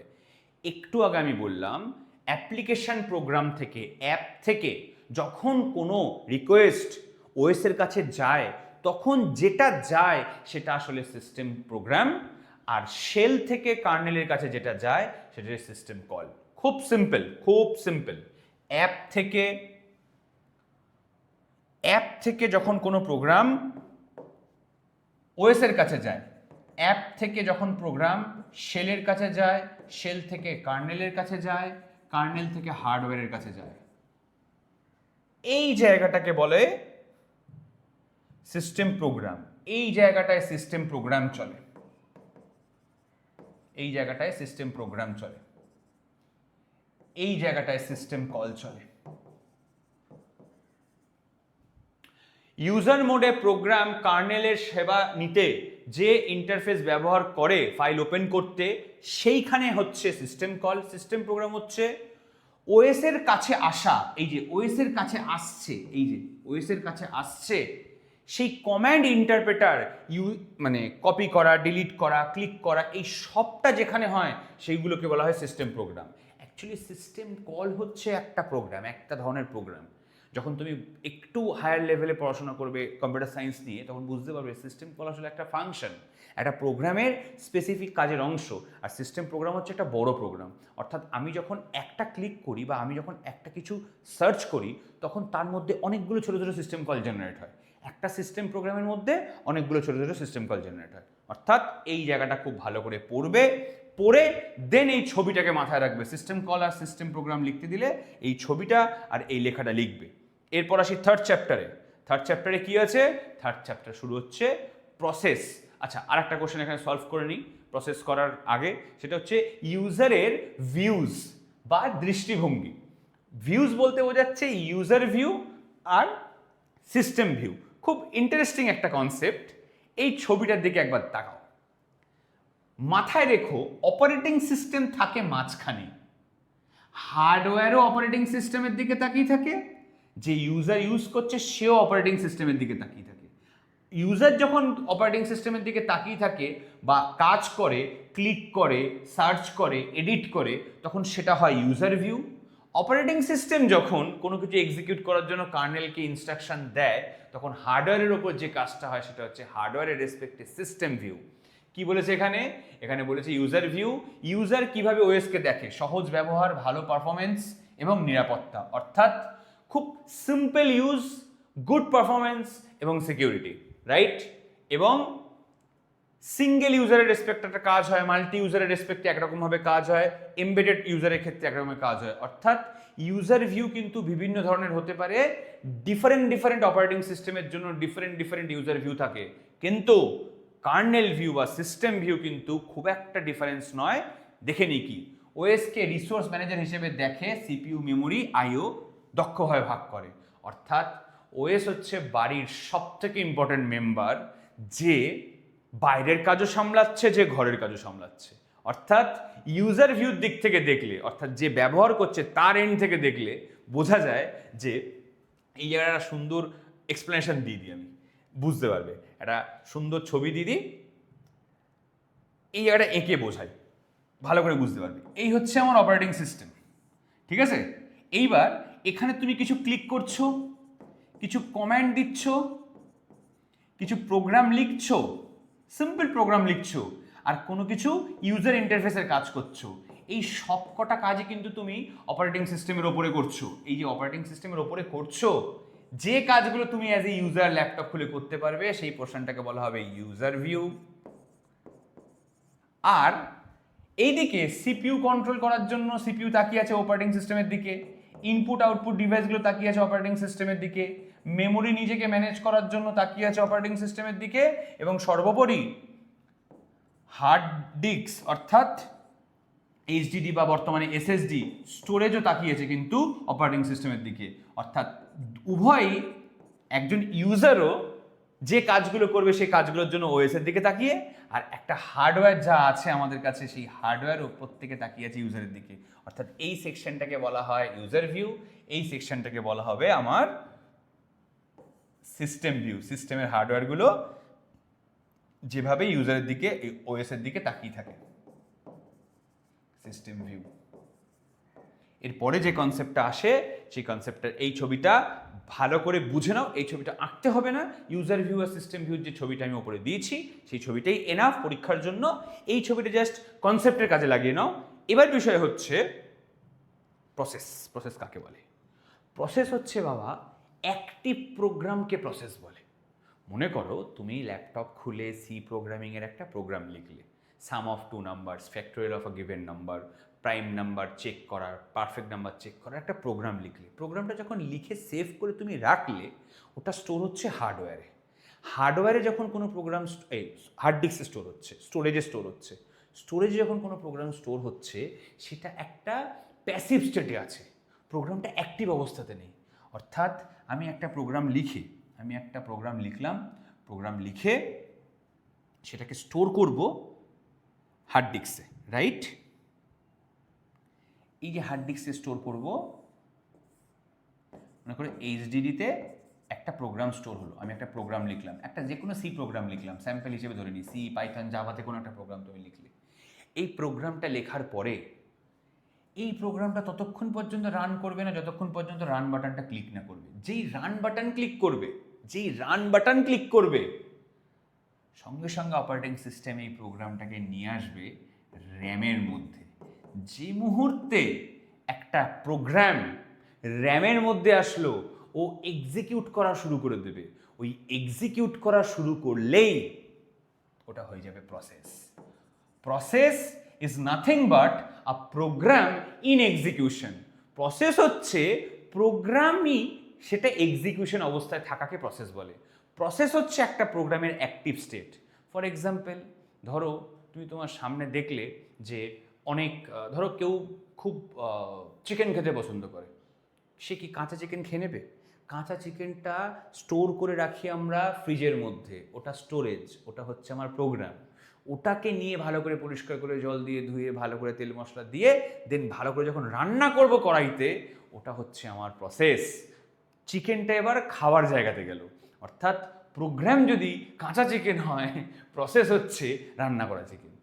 এটা জাস্ট একটা এক্সাম্পল হিসেবে বুঝো, এটা একটা জাস্ট সিমিলার এক্সাম্পল দিলাম বোঝার জন্য, নাথিং এলস। এখানে প্রোগ্রাম মানে হচ্ছে থিওরিটিক্যালি হার্ড ডিস্কে তোমার স্টোরেজে যেটা সেভ করা থাকবে সেটা প্রোগ্রাম। সেই প্রোগ্রাম যখন র্যামে আসবে, এক্সিকিউট করা শুরু করবে, সেটা হচ্ছে প্রসেস। সেই প্রসেস ম্যানেজমেন্টই অপারেটিং সিস্টেমের ওয়ান অফ দ্য ইম্পর্টেন্ট বা মেজর কাজ। তার মধ্যে সবার প্রথম হচ্ছে process control block. Process control block হচ্ছে তোমার একটা ডেটা স্ট্রাকচার যেটা কার্নেল লেভেলে থাকে, প্রসেসের সমস্ত ইনফরমেশন ওর মধ্যে দেওয়া থাকে। প্রসেস কন্ট্রোল ব্লক হচ্ছে প্রসেসের আধার কার্ড। অর্থাৎ প্রসেসের যত ইনফরমেশন আছে সব প্রসেস কন্ট্রোল ব্লকের মধ্যে দেওয়া থাকে। কিরম দেখতে হয়? এরকম দেখতে একটা ছবিকে আমি প্রসেস কন্ট্রোল ব্লক বলতে পারি। কি কি স্টোর করা থাকে প্রসেস কন্ট্রোল ব্লকের মধ্যে? প্রসেস কন্ট্রোল ব্লকের মধ্যে স্টোর করা থাকে হচ্ছে সেই প্রসেসের কি আইডি আছে, সেই প্রসেসের কি আইডি, কি স্টেট, কি পয়েন্টার আছে। পয়েন্টার মানে কোন প্রোগ্রামটি প্রথমে চলবে, কোন প্রোগ্রামকে পয়েন্ট করা আছে। প্রায়োরিটি, কোন প্রসেসটা আগে চলবে, কোন প্রসেসটা পরে চলবে। দেন আসছে প্রোগ্রাম কাউন্টার। প্রোগ্রাম কাউন্টার মানে হচ্ছে, প্রোগ্রাম কাউন্টার হচ্ছে একটা রেজিস্টার, একটা ছোট সেকেন্ডারি স্টোরেজ যার মাধ্যমে প্রসেস পরপর এক্সিকিউট করে। সিপিইউ রেজিস্টার, সিপিইউ রেজিস্টার তো ফার্স্ট সেমিস্টারে পড়ানো হয়েছিল রেজিস্টার কাকে বলে। ইনপুট আউটপুট ইনফরমেশন, অর্থাৎ প্রসেসটার মধ্যে কতগুলো ইনপুট যাবে, প্রসেসটা কি আউটপুট জেনারেট করবে সেইগুলো। Then accounting, memory info, scheduling data, এই আরও অনেক কিছু আছে। এইগুলো তো সব মানে মোস্ট ইম্পর্টেন্ট টপিকের নাম লিখে রেখেছি আমি। প্রসেস কন্ট্রোল ব্লক হচ্ছে একটা প্রসেসের আধার কার্ড যার মধ্যে ইচ অ্যান্ড এভরিথিং লেখা থাকে প্রসেসটা সম্বন্ধে। এবং প্রসেস কন্ট্রোল ব্লক কোনো প্রোগ্রাম নয়, প্রসেস কন্ট্রোল ব্লক হচ্ছে একটা ডেটা স্ট্রাকচার, যে ডেটা স্ট্রাকচারটা কার্নেল লেভেলে স্টোর করা থাকে, অর্থাৎ র্যামের মধ্যে স্টোর হয়। র্যামের মধ্যে স্টোর হয়ে প্রসেসকে গাইড করে যে এ ভাই এই তোর স্টেট, এই তোর পয়েন্টার, এই তোর priority. Process control block question খুব ইম্পর্টেন্ট, মিলিনিও এই কোশ্চেনটা আসবেই আসবে। এই কোশ্চেনটা বা এর পরের কোশ্চেনটা, দুটোর মধ্যে এর পরের কোশ্চেন হচ্ছে process state diagram. Process control block আর প্রসেস স্টেট ডায়াগ্রাম, এই দুটোর মধ্যে কোশ্চেন আসার চান্স 90%, মাথায় রেখো এটা। নেক্সট আসছে প্রসেস কন্ট্রোল ব্লক, এই process state diagram. Process state diagram একটা যে কোনো প্রসেসের টোটাল 5খানা স্টেট থাকে, যে কোনো প্রসেসের টোটাল 5টা স্টেট থাকে, নিউ, রেডি, রানিং, টার্মিনেট এবং ওয়েট। নিউ স্টেট কাকে বলছে? নিউ স্টেট বলছে যে প্রসেসটা আমার হার্ড ডিস্কে বা স্টোরেজের মধ্যে অনেকগুলো প্রসেসের সাথে সারিবদ্ধ অবস্থায় থাকে, সেই প্রসেসটাকে বলা হচ্ছে প্রসেসটা নিউ স্টেটে আছে, এখনো অবধি প্রসেসটা এক্সিকিউশনের জন্য রেডি হয়নি। এরপর শিডিউলারের মাধ্যমে সেই প্রসেসটা আসবে রেডি স্টেটে। রেডি স্টেট মানে এখান থেকে প্রসেস এক্সিকিউট করা শুরু করবে এবং এটা র্যামে আসলো, এটা স্টোরেজ থেকে এটা র্যামে আসলো। রেডি থেকে যখন রানিংয়ে যাবে তার মানে ওই প্রসেসটা রান করছে, এই প্রসেসটা হচ্ছে, ওটাও র্যামের মধ্যে কিন্তু সিপিইউর তত্ত্বাবধানে বা সিপিইউর কন্ট্রোলের মধ্যে। রান করতে করতে অনেক রকম প্রবলেম হতে পারে। আমি একটা এক্সাম্পল দিই, মনে করো বিগ বাজারে দাঁড়িয়ে বা স্মার্ট বাজারে দাঁড়িয়ে তুমি বিল করছো, কোনো একজন খুবই বয়স্ক ভদ্রমহিলা আসলেন কয়েকটা জিনিস নেবে বলে। উনি হচ্ছেন প্রায়োরিটাইজ প্রসেস, বা ওনাকে আগে ছেড়ে দেওয়া উচিত সমস্ত জায়গাতে। তাই যেই লাইন দিয়ে 10জন লাইন দিয়ে আছে, একজন খুব বয়স্ক ভদ্রমহিলা আসলেন যাকে আগে আমরা ছেড়ে দেবো। তো এই যে আমরা আগে ছেড়ে দিলাম ওনাকে, তার মানে আমাদের যে লাইনটা চলছিল সেই লাইনটা স্টপ হলো। এই ঘটনাটাকে বলে ইন্টারাপ্ট অপারেটিং সিস্টেমের ভাষায়। এই ইন্টারাপ্ট যখন আসে, প্রসেস রান করতে করতে ওয়েট করতে হয়, ওই স্টেটটার নাম হচ্ছে ওয়েটিং স্টেট। ওই ওয়েটিং স্টেটে দাঁড়িয়ে প্রসেস আবার রেডিতে গিয়ে আবার রান করে। এই রেডি, ওয়েট, রানিং, এই পুরো প্রসেসটা হয় র্যামের মধ্যে, আর নিউ স্টেটটা থাকে স্টোরেজের মধ্যে। স্যার টার্মিনেট, এটাকে বলা হয় একটা স্টেট, বা টার্মিনেট স্টেট মানে হচ্ছে রান করে কমপ্লিট হয়ে গেছে, এবার মেমোরি থেকে রিলিজ হয়ে গেল, অর্থাৎ অটোমেটিক্যালি অপারেটিং সিস্টেম এটাকে মুছে ফেললো। এই হচ্ছে টার্মিনেট স্টেট। এক লাইন করে আমি প্রত্যেকটা স্টেটের এক্সপ্লেনেশন দিয়েছি, এক লাইন করে। যদি কোনোভাবে প্রসেস স্টেট ডায়াগ্রাম লিখতে দেয়, এই ডায়াগ্রামটাকে ভালো করে আঁকবে, আঁকার পরে এই 5খানা পয়েন্ট লিখে দেবে। 5 নাম্বার আসার কথা এই প্রসেস স্টেট ডায়াগ্রামে। এই 5টা এক লাইনের পয়েন্ট, আর ওই ডায়াগ্রামটা যদি ভালো করে আঁকতে পারো, 5-এ 5 দেবে, তার থেকে কম দিতে পারে না, যদি তুমি ঠিকঠাক লিখতে পারো। ঠিক আছে? নেক্সট পরে আইও এবং সিপিইউ বাউন্ড প্রসেস। আইও এবং সিপিইউ বাউন্ড প্রসেস বলতে কি বোঝাচ্ছে? এই যে আমি ভন নিউম্যান আর্কিটেকচারটা এঁকেছিলাম কিছুক্ষণ আগে, ভন নিউম্যান আর্কিটেকচারের মধ্যে কি লিখেছিলাম? ভন নিউম্যান আর্কিটেকচারের মধ্যে এঁকেছিলাম এইটা। এই হচ্ছে আমার সিপিইউ, এই হচ্ছে আমার ইনপুট ডিভাইস, এই হচ্ছে আমার আউটপুট ডিভাইস, আর এই হচ্ছে আমার মেমোরি। ঠিক আছে? এই ছবিটা হচ্ছে অ্যাকচুয়াল ভন নিউম্যান আর্কিটেকচারের ছবি, এই ছবিটা হচ্ছে ভন নিউম্যান আর্কিটেকচারের অ্যাকচুয়াল ছবি, রাইট? আমি আরেকটা ওটারই সিমিলার একটু অন্যভাবে আঁকলাম। মনে করো এইটা হচ্ছে সিপিইউ, মোস্ট ইম্পর্টেন্ট জায়গা সিপিইউ, আর এটা হচ্ছে র্যাম বা মেমোরি, এটা হচ্ছে মেমোরি, আর এটা হচ্ছে ইনপুট আউটপুট ডিভাইসের কন্ট্রোল। আইও বাউন্ড প্রসেস আর সিপিইউ বাউন্ড প্রসেসের মধ্যে কি পার্থক্য? কাজের ধাপগুলি ছোট সিপিইউ বার্স্টের পরে দীর্ঘ আইও ওয়েটে যায়, প্রায় রেডি কিউতে ফিরে আসে, কারণ ডিস্ক বা নেটওয়ার্ক ধীর, অর্থাৎ স্পিড কম। শিডিউলারে এগুলো দ্রুত সিপিইউর সময় দিয়ে আইওর জন্য ছেড়ে দিলে ওভারঅল থ্রুপুট বাড়ে। Text editor, database query etcetera. IO bound process মানে সিপিইউতে রান করতে করতে অর্থাৎ রানিং স্টেট থেকে যখন ওয়েটিং স্টেটে আসবে, এটা হয় আইও ইনপুট আউটপুটের জন্য, আইও বা ইন্টারাপ্টের জন্য হয়। এই যে আইও যাচ্ছে অর্থাৎ মেমোরির পার্সপেক্টিভ থেকে দুটো বাউন্ডারিজ তৈরি হচ্ছে, একটা হচ্ছে ইনপুট আউটপুটের দিকে, একটা সিপিইউর দিকে। সিপিইউর দিকে যাচ্ছে মানে ওর রানিং স্টেট অ্যাচিভ করার চেষ্টা করছে, ইনপুট আউটপুট দিকে যাচ্ছে মানে ও ওয়েটিং স্টেট অ্যাচিভ করার চেষ্টা করছে। তাই সম্পূর্ণ প্রসেসকে দুটো শ্রেণীতে ভাগ করে দেওয়া হয়েছে। একটা আইও বাউন্ড প্রসেস অর্থাৎ যেদিকে, এটা কিন্তু স্পেসিফিক কোশ্চেন, প্রসেসের বিভাজন নয়, প্রসেসের শ্রেণীবিভাগও নয়, এটা একটা স্পেসিফিক কোশ্চেন যে আইও বাউন্ড প্রসেস বলতে বোঝাচ্ছে যে সমস্ত প্রসেসগুলো সিপিইউতে রান করা অবস্থাতে বা রান করার আগে দীর্ঘ সময় ওয়েটিং করার জন্য ইনপুট আউটপুটের দিকে যায়, আর যে প্রসেসগুলো সিপিইউর দিকে গিয়ে রান করে, কনটেক্সট সুইচ করে, চেঞ্জ করতে থাকে, যেখানে ইনপুট আউটপুটের দরকার নেই, সিপিইউ নিজে প্রসেসকে এক্সিকিউট করতে পারে, তাকে সিপিইউ বাউন্ড প্রসেস বলে। আবারও বলছি, IO bound process, CPU bound process একাধিকবার রিডিং দেবে, যদি রিডিং দিয়ে বুঝতে না পারো তাহলে কিন্তু এটা লিখে আসতে পারবে না, রাইট? কমেন্টে অবশ্যই জানাবে যদি কোথাও প্রবলেম হয় এই লেখাটা বুঝতে, আমি দরকার পড়লে আবার অ্যান্সার দিয়ে দেবো। চলো নেক্সট যেটা আসছে সেটা হচ্ছে process scheduling, most important part of process management system.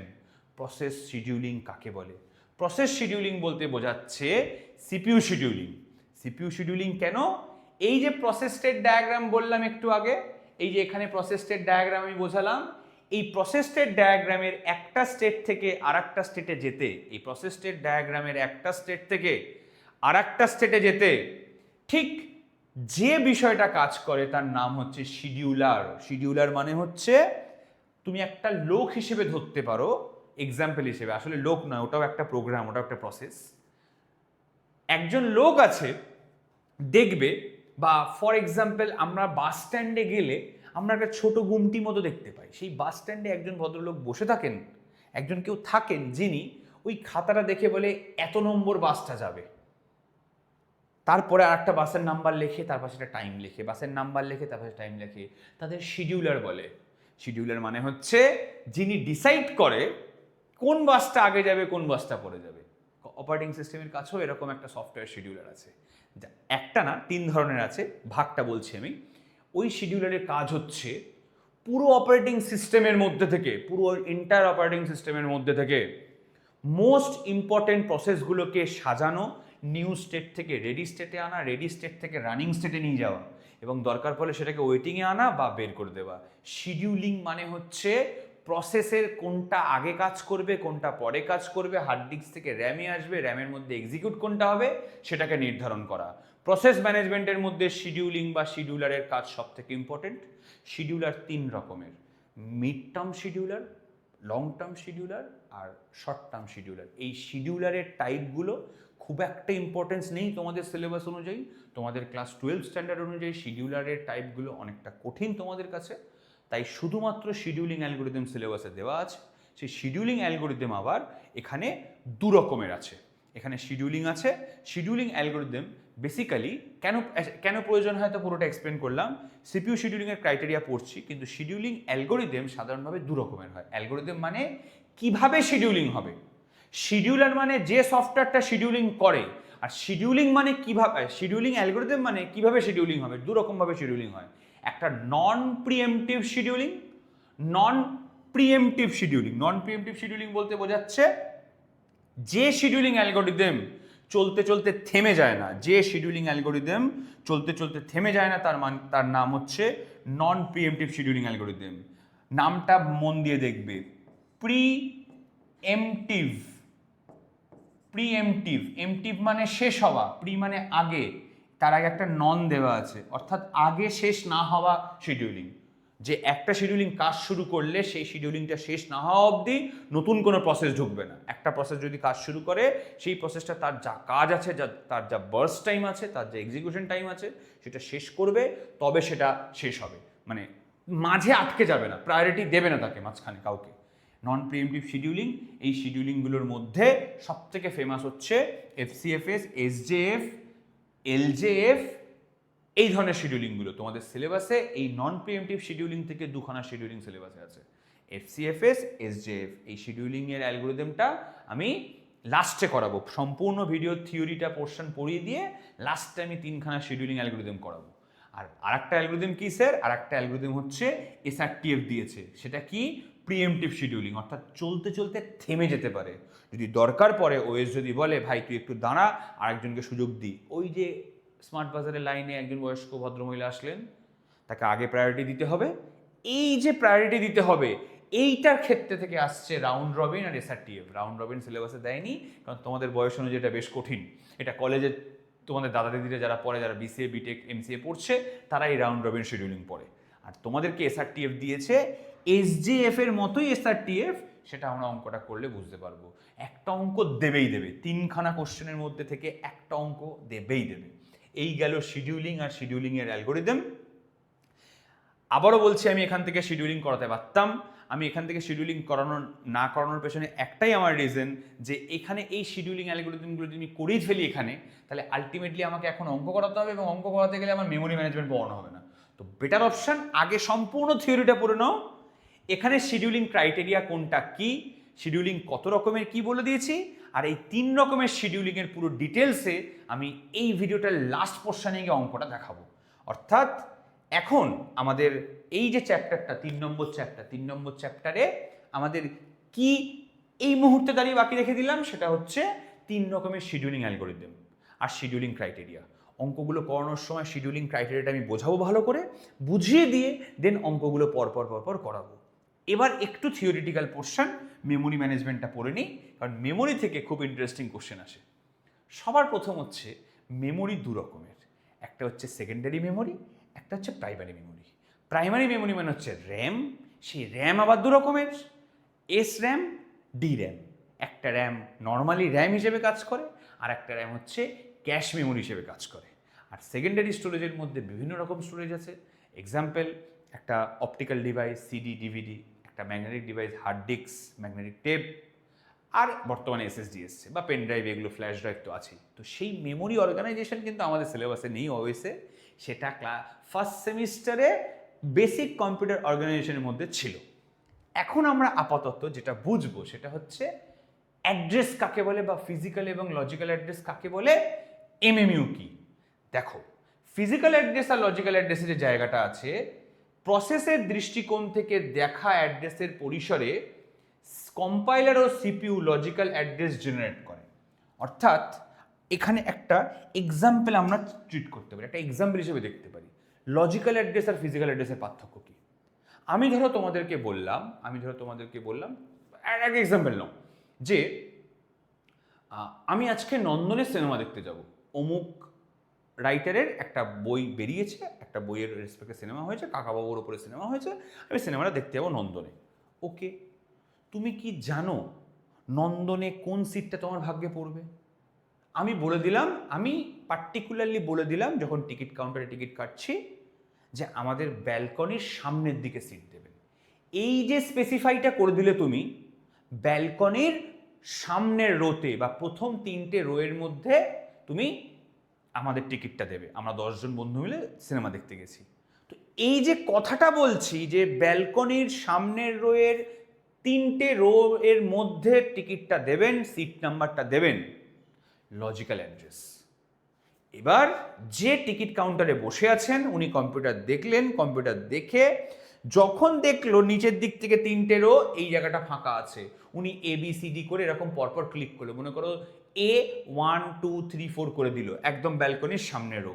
অর্থাৎ এই যে ওই টিকিট কাউন্টারের ভদ্রলোক বসে কম্পিউটারে যে স্পেসিফিক অ্যাড্রেসটা দিল, স্পেসিফিক সিট নাম্বারটা পুট করলো, ওটা হচ্ছে ফিজিক্যাল অ্যাড্রেস, যেটা র্যাম ম্যানেজ করে।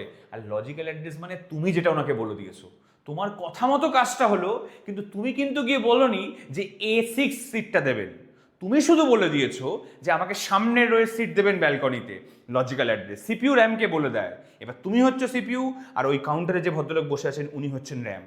তুমি অ্যাজ এ সিপিইউ তুমি র্যামকে বলে দিচ্ছ ভাই 1000 নম্বর অ্যাড্রেস থেকে শুরু কর। র্যাম দেখলো ভাই 1000 নম্বর তো অন্যদিকে আছে, ঠিক আছে, 1000-এর পাশে একটা A বসিয়ে দিল, অর্থাৎ এত নম্বর রোয়ের 1000 নম্বর সিট।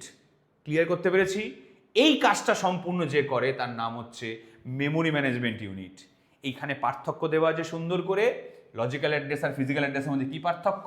তো মোট কথা হচ্ছে লজিক্যাল অ্যাড্রেস হচ্ছে আসল অ্যাড্রেস না, লজিক্যাল অ্যাড্রেস হচ্ছে একটা সিপিইউ জেনারেট করা লজিক অ্যাড্রেস, আর ফিজিক্যাল অ্যাড্রেস হচ্ছে অরিজিনাল অ্যাড্রেস মেমোরির মধ্যে যেটা হয়। এই লজিক্যাল আর ফিজিক্যাল অ্যাড্রেসকে কন্ট্রোল করে হচ্ছে এমএমইউ, মেমোরি ম্যানেজমেন্ট ইউনিট। কি বক্তব্য? বক্তব্য হচ্ছে সিপিইউ বলল 346টা সিট আমার দরকার, 346টা সিট দরকার। এমএমইউ রেজিস্টারের মাধ্যমে দেখলো ভাই ফাঁকা তো নেই, কোথায় দেবো কোথায় দেবো, আচ্ছা ঠিক আছে 14,000 নম্বর সিট থেকে দেওয়া হোক। তাই 14,000 প্লাস 346, এটা আমরা অনেক সময় এবার তোমাদের প্রশ্ন হতে পারে যে স্যার কেন একদম 346 দিল না, অন্য প্রসেস আছে। ওটাই তো এমএমইউর কাজ, সিপিইউ বলে দেবে, সিপিইউ বলে শেষ। আমি বলে দিয়েছি টিকিট কাউন্টারে যে আমাকে সামনের রো দিতে হবে, আমি তারপর জানি না এবার উনি দেখতে সামনের রো একটা দুটো সিট, একটা সিট, একটা 6টা সিট ভরা, তাহলে কোথায় এদেরকে দেবো? ও সুন্দর করে দেখে একটা 6 জনের সিট বের করলো বা 10 জনের সিট বের করলো। এটাই হচ্ছে এমএমইউর কাজ। এমএমইউর কাজ হচ্ছে সিপিইউ জেনারেটেড লজিক্যাল অ্যাড্রেসকে মেমোরি অ্যাকচুয়াল ফিজিক্যাল অ্যাড্রেসে কনভার্ট করা। এই হচ্ছে লজিক্যাল আর ফিজিক্যাল অ্যাড্রেস। এমএমইউর কাজ তো হলো, এমএমইউর কাজ কি? সিপিইউ জেনারেটেড লজিক্যাল অ্যাড্রেসকে মেমোরির অ্যাকচুয়াল ফিজিক্যাল অ্যাড্রেসে কনভার্ট করা। এবার এই যে এমএমইউ কনভার্ট করে দিল, তারপর অপারেটিং সিস্টেমের কাজ হচ্ছে মেমোরি অ্যালোকেশন, অর্থাৎ র্যামের মধ্যে একটা প্রসেসের জন্য জায়গার অ্যালোকেশন করা। সেই মেমোরি অ্যালোকেশন খুব গুরুত্বপূর্ণ জায়গা, মন দিয়ে শুনবে। সেই মেমোরি অ্যালোকেশনকে আমরা দুটো প্রধান ভাগে ভাগ করতে পারি, একটা হচ্ছে কন্টিগুয়াস মেমোরি অ্যালোকেশন আর একটা হচ্ছে নন কন্টিগুয়াস মেমোরি অ্যালোকেশন। এই যে কন্টিগুয়াস মেমোরি অ্যালোকেশন, এর মানে হচ্ছে পরপর আমি এরকম জায়গা দিচ্ছি, ওকে আমি পরপর জায়গা দিচ্ছি, মানে 8 জন যদি বসে এরকম পরপর 8 জন বসবে। ডেটা স্ট্রাকচারে অ্যারের ক্ষেত্রে যেটা দেখা যায় সেটা কন্টিগুয়াস মেমোরি অ্যালোকেশন, আর ডেটা স্ট্রাকচারে লিঙ্ক লিস্টের ক্ষেত্রে যেটা দেখা যায় সেটা হচ্ছে নন কন্টিগুয়াস বা লিঙ্কড মেমোরি অ্যালোকেশন।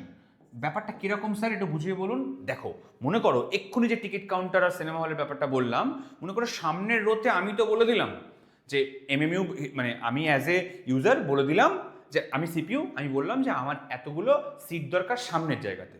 যে টিকিট কাউন্টারে যে ভদ্রলোক কাজ করছেন উনি অ্যাকচুয়ালি পুরোটাকে সাজিয়ে দিলেন, উনি হচ্ছেন আমাদের অপারেটিং সিস্টেম, এবং যে সিটটা অ্যালোকেট করা হলো সেটা হচ্ছে সিনেমা হলের যে সিটটা অ্যালোকেট করা হলো সেটা আসলে র্যামের মধ্যে প্রসেসের জায়গা অ্যালোকেট হলো। এই অ্যালোকেশনটা দু রকমের, কন্টিগুয়াস নন কন্টিগুয়াস। হতে পারে উনি সিট পরপর দিয়েছে 10 জনের, হতে পারে একটা রোতে 3টে সিট দিয়েছে, সামনের রোতে 4টে সিট দিয়েছে, একটা রোতে একটা আর একটা রোতে 2টো সিট দিয়েছে। এইটাকে বলা হয় নন কন্টিগুয়াস। এটা দুরকম ভাবে করে, পেজিং এর মাধ্যমে, সেগমেন্টেশনের মাধ্যমে।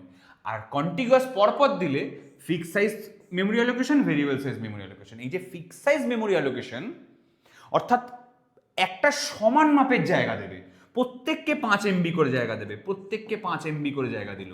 আর ভেরিয়েবল সাইজ মেমোরি অ্যালোকেশন কি? কোথাও একটা দিল মনে করো 5 MB, কোথাও দিল 10 MB, কোথাও দিল 3 MB, কোথাও আবার 1 MB দিল। থাকবে পরপর থাকবে, তাই কন্টিগুয়াস, কিন্তু সাইজ ডিফারেন্স হবে বলে ভেরিয়েবল সাইজ। পরপর থাকবে কন্টিগুয়াস, সাইজ ডিফারেন্স হবে না, সবেতে সমান সাইজ দেবে, 5 5 5 5 করে। এটা হচ্ছে ফিক্স সাইজ, অর্থাৎ পরপর থাকবে সেম সাইজের হবে fix size memory, fix size partitioning. পরপর থাকবে মানে কন্টিগুয়াস, কিন্তু এলোমেলো সাইজের থাকবে, যে আরবিট্রারি সাইজের থাকবে, ভ্যারিয়েবল সাইজ পার্টিশনিং। সেম ভাবে পরপর থাকবে না, এলোমেলো ভাবে থাকবে, কিন্তু সেম সাইজের থাকবে, সেম সাইজের থাকবে। পেজিং হচ্ছে সেম সাইজ। পেজিং কেন বলেছে? পেজিং খুব ইম্পর্টেন্ট একটা কোশ্চেন কলেজের, কিন্তু তোমাদের অত ইম্পর্টেন্ট কোশ্চেন দেওয়া হয় না, পেজিংয়ের বেসিক কনসেপ্ট দেওয়া আছে। নন কন্টিগুয়াস মানে এলোমেলো ভাবে থাকবে এলোমেলো ভাবে, কিন্তু যখন থাকবে তখন সমান সাইজের থাকবে। একটা প্রসেসকে অনেকগুলো পেজে ভাঙা হয়, একটা মেমোরিকে অনেকগুলো ফ্রেমে ভাঙা হয়, ওই পেজ আর ফ্রেমগুলোর মধ্যে ম্যাপিং হয়। এই ম্যাপিংটা কলেজে সিনিয়র লেভেলে পড়ানো হয় ডিটেলসে। আর সেগমেন্টেশন কি? এলোমেলোভাবে থাকবে, ঠিক এরকমভাবে বিভিন্ন সাইজের হবে। এই করতে গিয়ে fix size partitioning, variable size partitioning বা পেজিং আর সেগমেন্টেশন, এটা করতে গিয়ে একটা প্রবলেম দেখা দেয়। সেই প্রবলেমটার নাম হচ্ছে ফ্র্যাগমেন্টেশন। ফ্র্যাগমেন্টেশন মানে কি?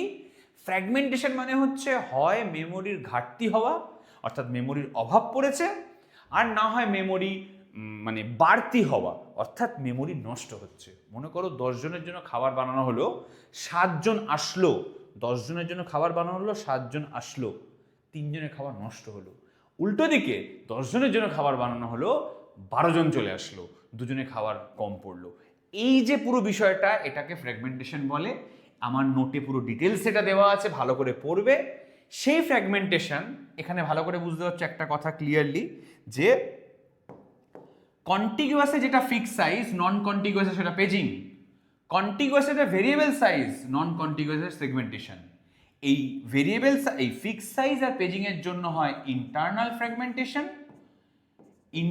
ফ্র্যাগমেন্টেশন অর্থাৎ অভ্যন্তরীণ ফ্র্যাগমেন্টেশন, আর ভেরিয়েবল সাইজ আর সেগমেন্টেশনের জন্য হয় এক্সটার্নাল ফ্র্যাগমেন্টেশন। এইবার বিষয় হচ্ছে, এটা প্রধান বিষয়, যে এই পুরো সার্কিট মানে পুরো ডায়াগ্রামটা রেসপেক্টে আমার নোটের ডিটেলসে ফ্র্যাগমেন্টেশন কাকে বলে, contiguous memory allocation, non contiguous memory allocation, fix size, variable size, paging, segmentation, সব ডিটেলসে দেওয়া আছে। This is all about memory management. এবার আমি প্রসেসের একটা ছোট অংশ রেখে এসেছিলাম, সেটা হচ্ছে সিপিইউ শিডিউলিং ক্রাইটেরিয়া আর 3 রকমের সিপিইউ শিডিউলিং অঙ্ক। এখন সেই অঙ্কটা পুরোটা কমপ্লিট করে দিচ্ছি, এবং শুধু তাই না, আমি 3খানা অঙ্ক এখন ক্লাসে করিয়ে দিচ্ছি। তোমাদের ডেসক্রিপশনের মধ্যে তোমরা দেখতে পাবে আরও 5-6খানা অঙ্ক as a practice set solution হিসেবে দেওয়া আছে। পুরো ভিডিওটা দেখার পর, পুরো নোট পড়ার পর যখন অঙ্কটা সলভ হয়ে যাবে, ওই 5-6টা অঙ্ক নিজেরা প্র্যাকটিস করে যাবে, তাতে পরীক্ষার হলে আসলে ভুল যাওয়ার চান্স থাকবে না। ঠিক আছে? নাও অপারেটিং সিস্টেমের সব থেকে ইম্পর্টেন্ট জায়গা, সেটা হচ্ছে সিপিইউ শিডিউলিংয়ের অঙ্ক। 3 রকমের অ্যালগরিদম তোমাদের দিয়েছে, আমি এখন ভিডিওতে ভালো করে দেখাচ্ছি। মোস্ট ইম্পর্টেন্ট পার্ট এটা। একটা অঙ্ক দেবে 5 নম্বর, মিনিমাম 5 নম্বর, কলেজেও তাই দেয়। একটা অঙ্ক করবে, হার্ডলি 3 থেকে 4 মিনিট সময় লাগবে, 5 নম্বর নিয়ে আসবে সেই অঙ্কটা। তো মন দিয়ে দেখো, 3টে এক্সাম্পল আমি করিয়ে দিচ্ছি। এছাড়া আমি যে ড্রাইভের লিঙ্কটা দেবো, তার মধ্যে ডিটেলসে সমস্ত ইংলিশ ভার্সন, বাংলা ভার্সন, অঙ্কের কোশ্চেন উইথ সলিউশন তোমরা পেয়ে যাবে। মন দিয়ে অঙ্কটা দেখো। সিপিইউ শিডিউলিং আগেই বলেছি, প্রিএমটিভ শিডিউলিং, নন প্রিএমটিভ শিডিউলিং মানে হচ্ছে যেটা চলতে চলতে থামে না। পুরো কোর্স কমপ্লিট করার পরে, পুরো বার্স্ট টাইম কমপ্লিট হওয়ার পরে একটা প্রসেস তবেই সে গিয়ে থামবে। আর প্রিএমটিভ শিডিউলিং মানে হচ্ছে চলতে গিয়ে একটা টাইম কোয়ান্টাম দেবে, সেই টাইম কোয়ান্টামে ফিরে এসে দেখবে নতুন কোনো প্রসেস এসছে কিনা রেডি কিউতে। এইবার সিপিইউ শিডিউলিং ক্রাইটেরিয়াতে টোটাল 6খানা টাইম আর কনটেক্সট সুইচিংয়ের কথা বলা হয়েছে। 6খানা টাইম কনটেক্সট সুইচিংয়ের মধ্যে কি পার্থক্য? অ্যারাইভেল টাইম মানে যখন র্যামের মধ্যে রেডি কিউতে প্রসেস এসছে, যে সময় এসছে রেডি কিউতে প্রসেস। বার্স্ট টাইম মানে হচ্ছে অ্যাকচুয়াল এক্সিকিউট করার সময়, এক্সিকিউশন টাইম কতটা সময় ধরে প্রসেসটা চলছে, নিজের কাজ করছে প্রসেসটা, নাকি কতটা সময় ধরে আছে, চলছে কতটা সময় ধরে। কমপ্লিশন টাইম, ঠিক যে সময় প্রসেসটা সিপিইউতে কাজ কমপ্লিট করে র্যাম ছেড়ে বেরোচ্ছে, যে মুহূর্তে তার কাজ কমপ্লিট হয়ে যাচ্ছে, কমপ্লিট করে বেরোনোর টাইমটাকে আমি কমপ্লিশন টাইম বা সিটি বলছি। এবার আসছে turn around time, important term, মন দিয়ে দেখবে। টার্ন অ্যারাউন্ড টাইম, টিএটি, মাথায় রাখবে। যখন সিপিইউ ছাড়লো অর্থাৎ কমপ্লিশন টাইম, সেটার সাথে অ্যারাইভেল টাইমের যে পার্থক্য, টিএটি ইকুয়ালস টু সিটি মাইনাস এটি, ইম্পর্টেন্ট ফর্মুলা, অঙ্ক করতে কাজে লাগবে। পরেরটা ওয়েটিং টাইম, অর্থাৎ টিএটি মানে তো পুরো প্রসেস কতক্ষণ ছিল র্যামের মধ্যে, যখন থেকে এসছে আর যখন বেরোচ্ছে সেইটা। আর ওয়েটিং টাইম কোনটা? টিএটির থেকে যদি আমি বার্স্ট টাইমটা বাদ দিয়ে দিই, বার্স্ট টাইম মানে ছিল হয়তো 10 মিনিট ধরে, এক্সিকিউট করেছে 5 মিনিট, তাহলে তার 5 মিনিট হচ্ছে ওয়েটিং টাইম, রাইট? এই ওয়েটিং টাইমই কিন্তু বের করতে দেয়, এবং এই ওয়েটিং টাইমের অ্যাভারেজ বার করতে দেয়। এবং রেসপন্স টাইম, এই রেসপন্স টাইম কিন্তু নন প্রিএমটিভ শিডিউলিংয়ের ক্ষেত্রে ওয়েটিং টাইমের সাথে সেম। রেসপন্স টাইম বা আরটি নন প্রিএমটিভ শিডিউলিংয়ের ক্ষেত্রে ওয়েটিং টাইমের সাথে সেম, কিন্তু প্রিএমটিভ শিডিউলিংয়ের ক্ষেত্রে এই রেসপন্স টাইম ওয়েটিং টাইমের থেকে আলাদা। কেন? অঙ্কতে দেখতে পাবে। এবার আসছে কনটেক্সট সুইচিং। আমি লাস্টের অঙ্কটা করানোর আগে বলবো। এখন আপাতত আমরা এফসিএফএস বলে শিডিউলিং অ্যালগরিদমটা একবার করে নিই।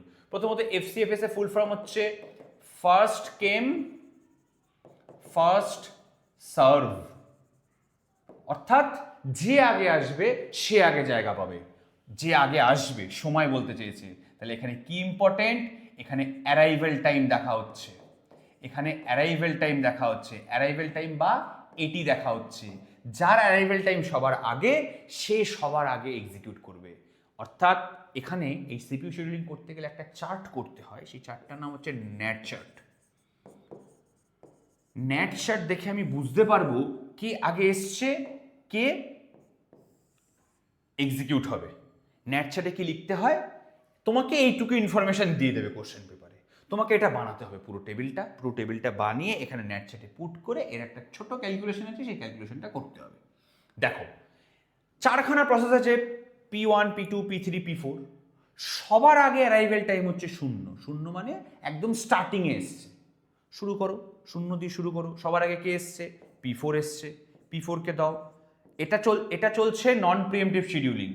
নন প্রিএমটিভ শিডিউলিং কিন্তু একবার শুরু হলে যতক্ষণ না কমপ্লিট হবে এটা কিন্তু চলবে। অর্থাৎ P4 পুরোটা এক্সিকিউট করবে। এর বার্স্ট টাইম কত, 3। বার্স্ট টাইম 3 মানে এ 3-এ শেষ হলো, তাহলে এর কমপ্লিশন টাইম কত, 3।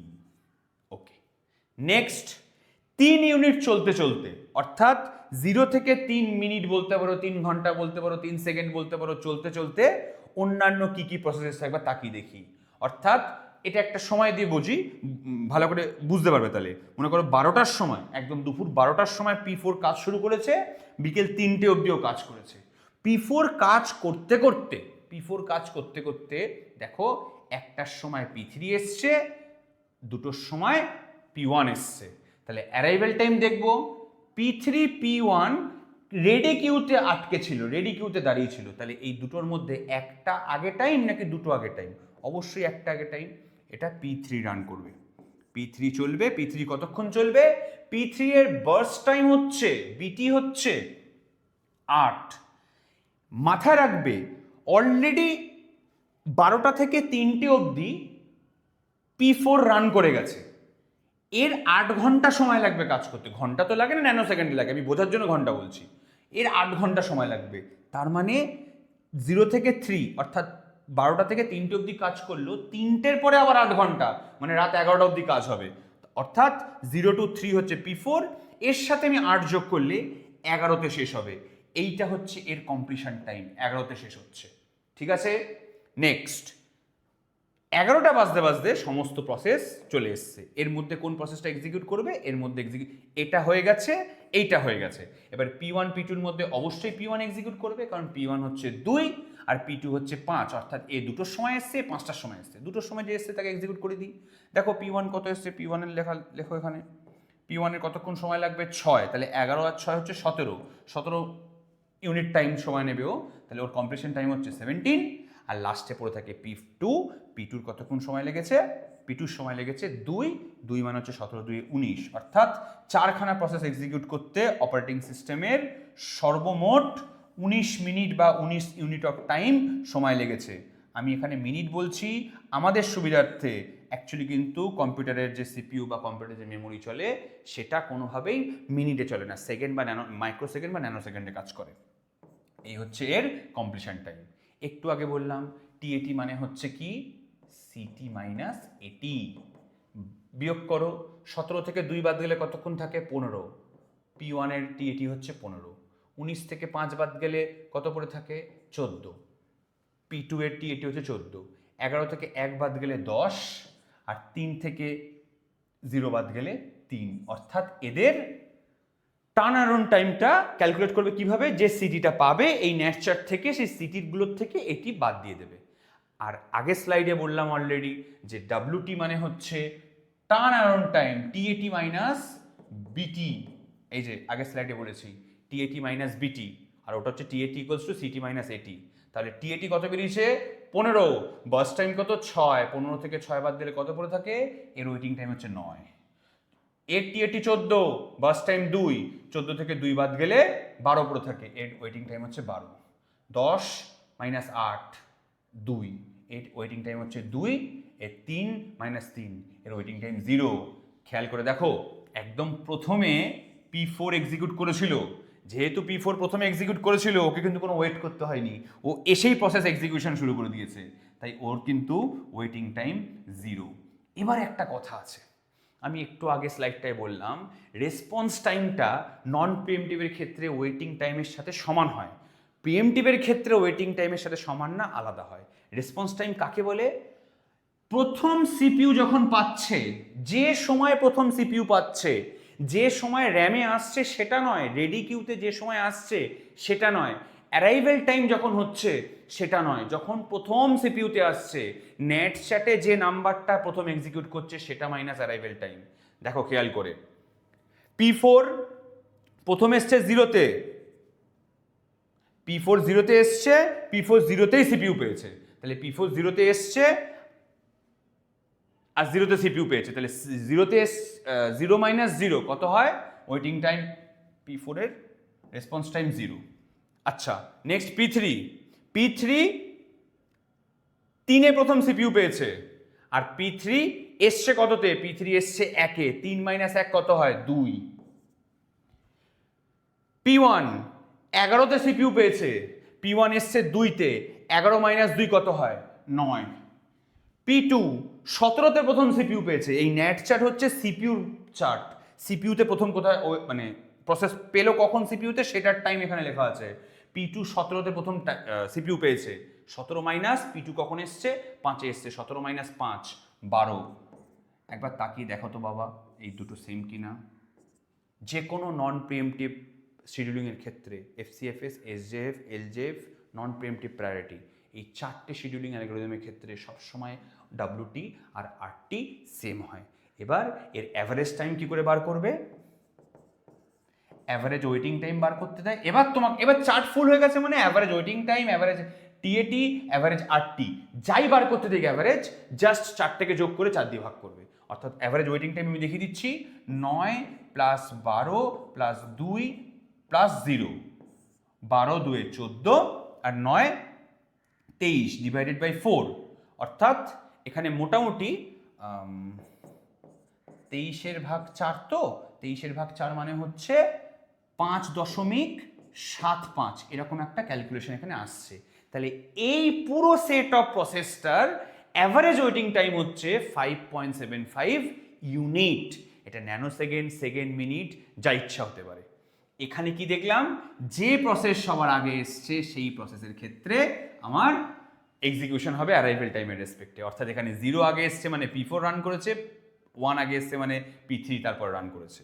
নেক্সট, এটা অ্যারাইভেল টাইমে গেল এফসিএফএস। এবার নেক্সট যেটা আসছে সেটা হচ্ছে এসজেএফ, শর্টেস্ট জব ফার্স্ট।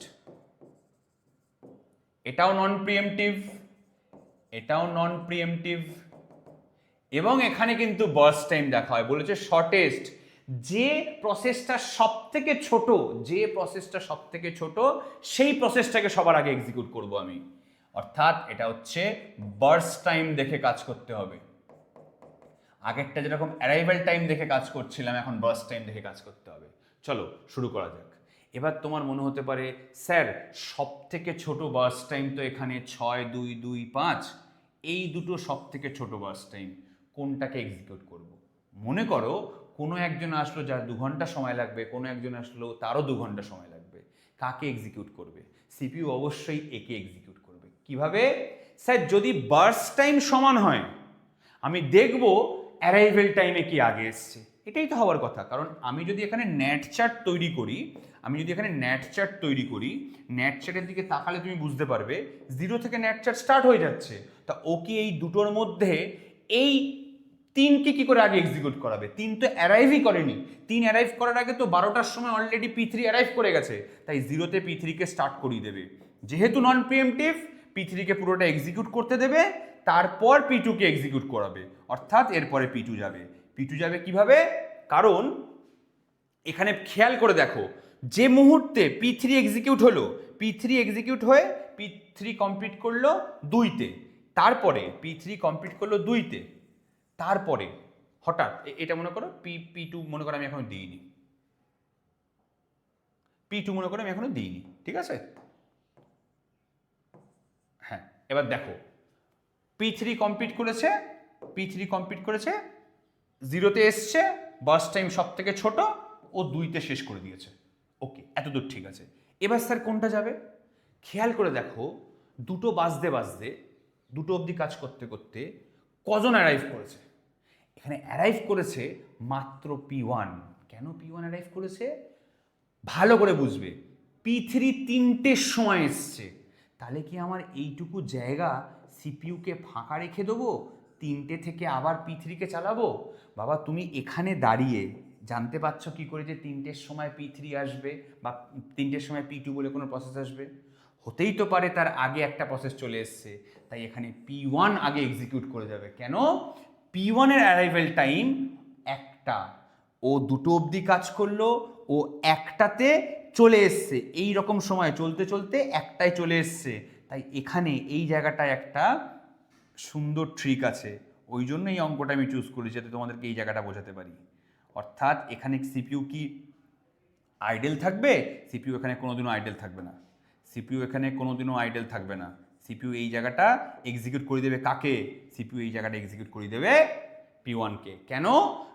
প্রথম 2 ঘন্টা সিপিইউ যখন চলেছে P3 চলেছে, অর্থাৎ 0 থেকে 2টো অবধি, তার মাঝে P1 চলে এসছে। স্যার P2 তো ছোট, P1 তো স্যার বড়, কিন্তু P1 বড় হলেও P2 তো তখনও অ্যারাইভ করেনি, তুমি তো জানতে পারছো না সিপিইউটা আসবে কি আসবে না, কিন্তু P1 এসে বসে আছে। ও বেরিয়ে যখন দেখবে P1 এখানে বসে আছে, তখন ও P1কে অপারেটিং সিস্টেম এক্সিকিউট করে দেবে, 2টো থেকে 8টা অবধি এক্সিকিউট করবে। কেন? 6 বার্স্ট টাইম।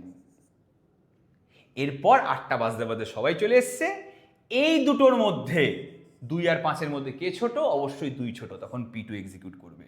এখানে P2 এক্সিকিউট করবে, P2 10 অবধি এক্সিকিউট করলো, তারপরে লাস্টে এসে P4 এক্সিকিউট করবে। P4 কত দূর এক্সিকিউট করলো? P4 10-এর পরে বার্স্ট টাইম কত? 5, 15 অবধি এক্সিকিউট করলো। অর্থাৎ এখানে সব থেকে ছোট প্রসেস এক্সিকিউট করবে, কিন্তু মাথায় রাখতে হবে ছোট প্রসেসটা ডিরেক্ট লিখে দিলে হবে না, মিলিয়ে দেখতে হবে নেট চ্যাট বানিয়ে অ্যারাইভেল টাইমে কি আগে এসছে, বার্স্ট টাইম সেম হয়ে গেলে ব্যাকে এসে অ্যারাইভেল টাইম দেখতে হবে। এখানে এ কমপ্লিট করলো 15তে, টি মানে হচ্ছে সিটি মাইনাস এটি, কত? 8 minus 1 7, 10 minus 3 7, 2 minus 0 2, 15 minus 5 10। Waiting time হচ্ছে টি মাইনাস বিটি, মানে হচ্ছে টি 7, বিটি হচ্ছে 6, 7 মাইনাস 6 1, টি 7, বিটি হচ্ছে 2 5, টি 2, বিটি 2 0, 15, এখানে 10 আর এখানে 5 5। চেক করে নিই টি মাইনাস বিটি, টি 7, বিটি 6 1, টি 7, বিটি 2 5, টি 2, বিটি 2 0, টি 10, বিটি 5 5। রেসপন্স টাইম সেম হবে, বলে দিয়েছিলাম, লিখে দাও এখানে রেসপন্স টাইম সেম। এই চার্ট তৈরি হয়ে গেল। Therefore average waiting time equals to 1 plus 5 plus 0 plus 5, 5 plus 10 একে 11/4, 11/4 মানে হচ্ছে 2.75, অর্থাৎ 4 দুগুণে 8, তার 75% হচ্ছে 3, 11, রাইট? এই গেল আমার নন প্রিএমপ্টিভ শিডিউলিং, দু রকমের, শর্টেস্ট জব ফার্স্ট আর FCFS। এবার আসছে প্রিএমপ্টিভ শিডিউলিং, অর্থাৎ SRTF, shortest remaining time first. এর সাথে একটা মিল আছে। কিসের মিল? যেটা নন প্রিএমপ্টিভে SJF, তার সাথে যদি তুমি প্রিএমশন যোগ করো, SJF এ কি দেখা হতো? কোন প্রসেসটা ছোট, এখানেও দেখা হবে কোন প্রসেসটা ছোট, শুধু মাঝে একবার বেরিয়ে চেক করবে অন্য কোনো প্রসেস এসছে কিনা, অর্থাৎ প্রিএমপ্টিভ, মাঝে থামবে, একেবারে এক্সিকিউট করবে না, ইকুয়ালস টু SRTF। এটা যেন মাথায় থাকে, SJF plus প্রিএমশন equals to SRTF। কি জিনিস, কি দেখবো? অবশ্যই বার্স্ট টাইম দেখতে হবে এবং মাঝে মাঝে থামবে। এখানে একটা ইনফরমেশন তোমাদেরকে দেওয়া থাকবে, সেটা হচ্ছে TQ বা টাইম কোয়ান্টাম। টাইম কোয়ান্টাম কি স্যার? টাইম কোয়ান্টাম হচ্ছে ঠিক যে সময় এসে, আমি এখানে টাইম কোয়ান্টাম 2 ইউনিট ধরছি, যে সময় এসে প্রসেসটা নিজের কাজ করতে করতে থেমে দেখবে অন্য কেউ এসছে কিনা। অর্থাৎ কি বিষয় এখানে এক্সিকিউট করে দেখি। একদম প্রথম যে নেট চ্যাট আমি বানাবো সেখানে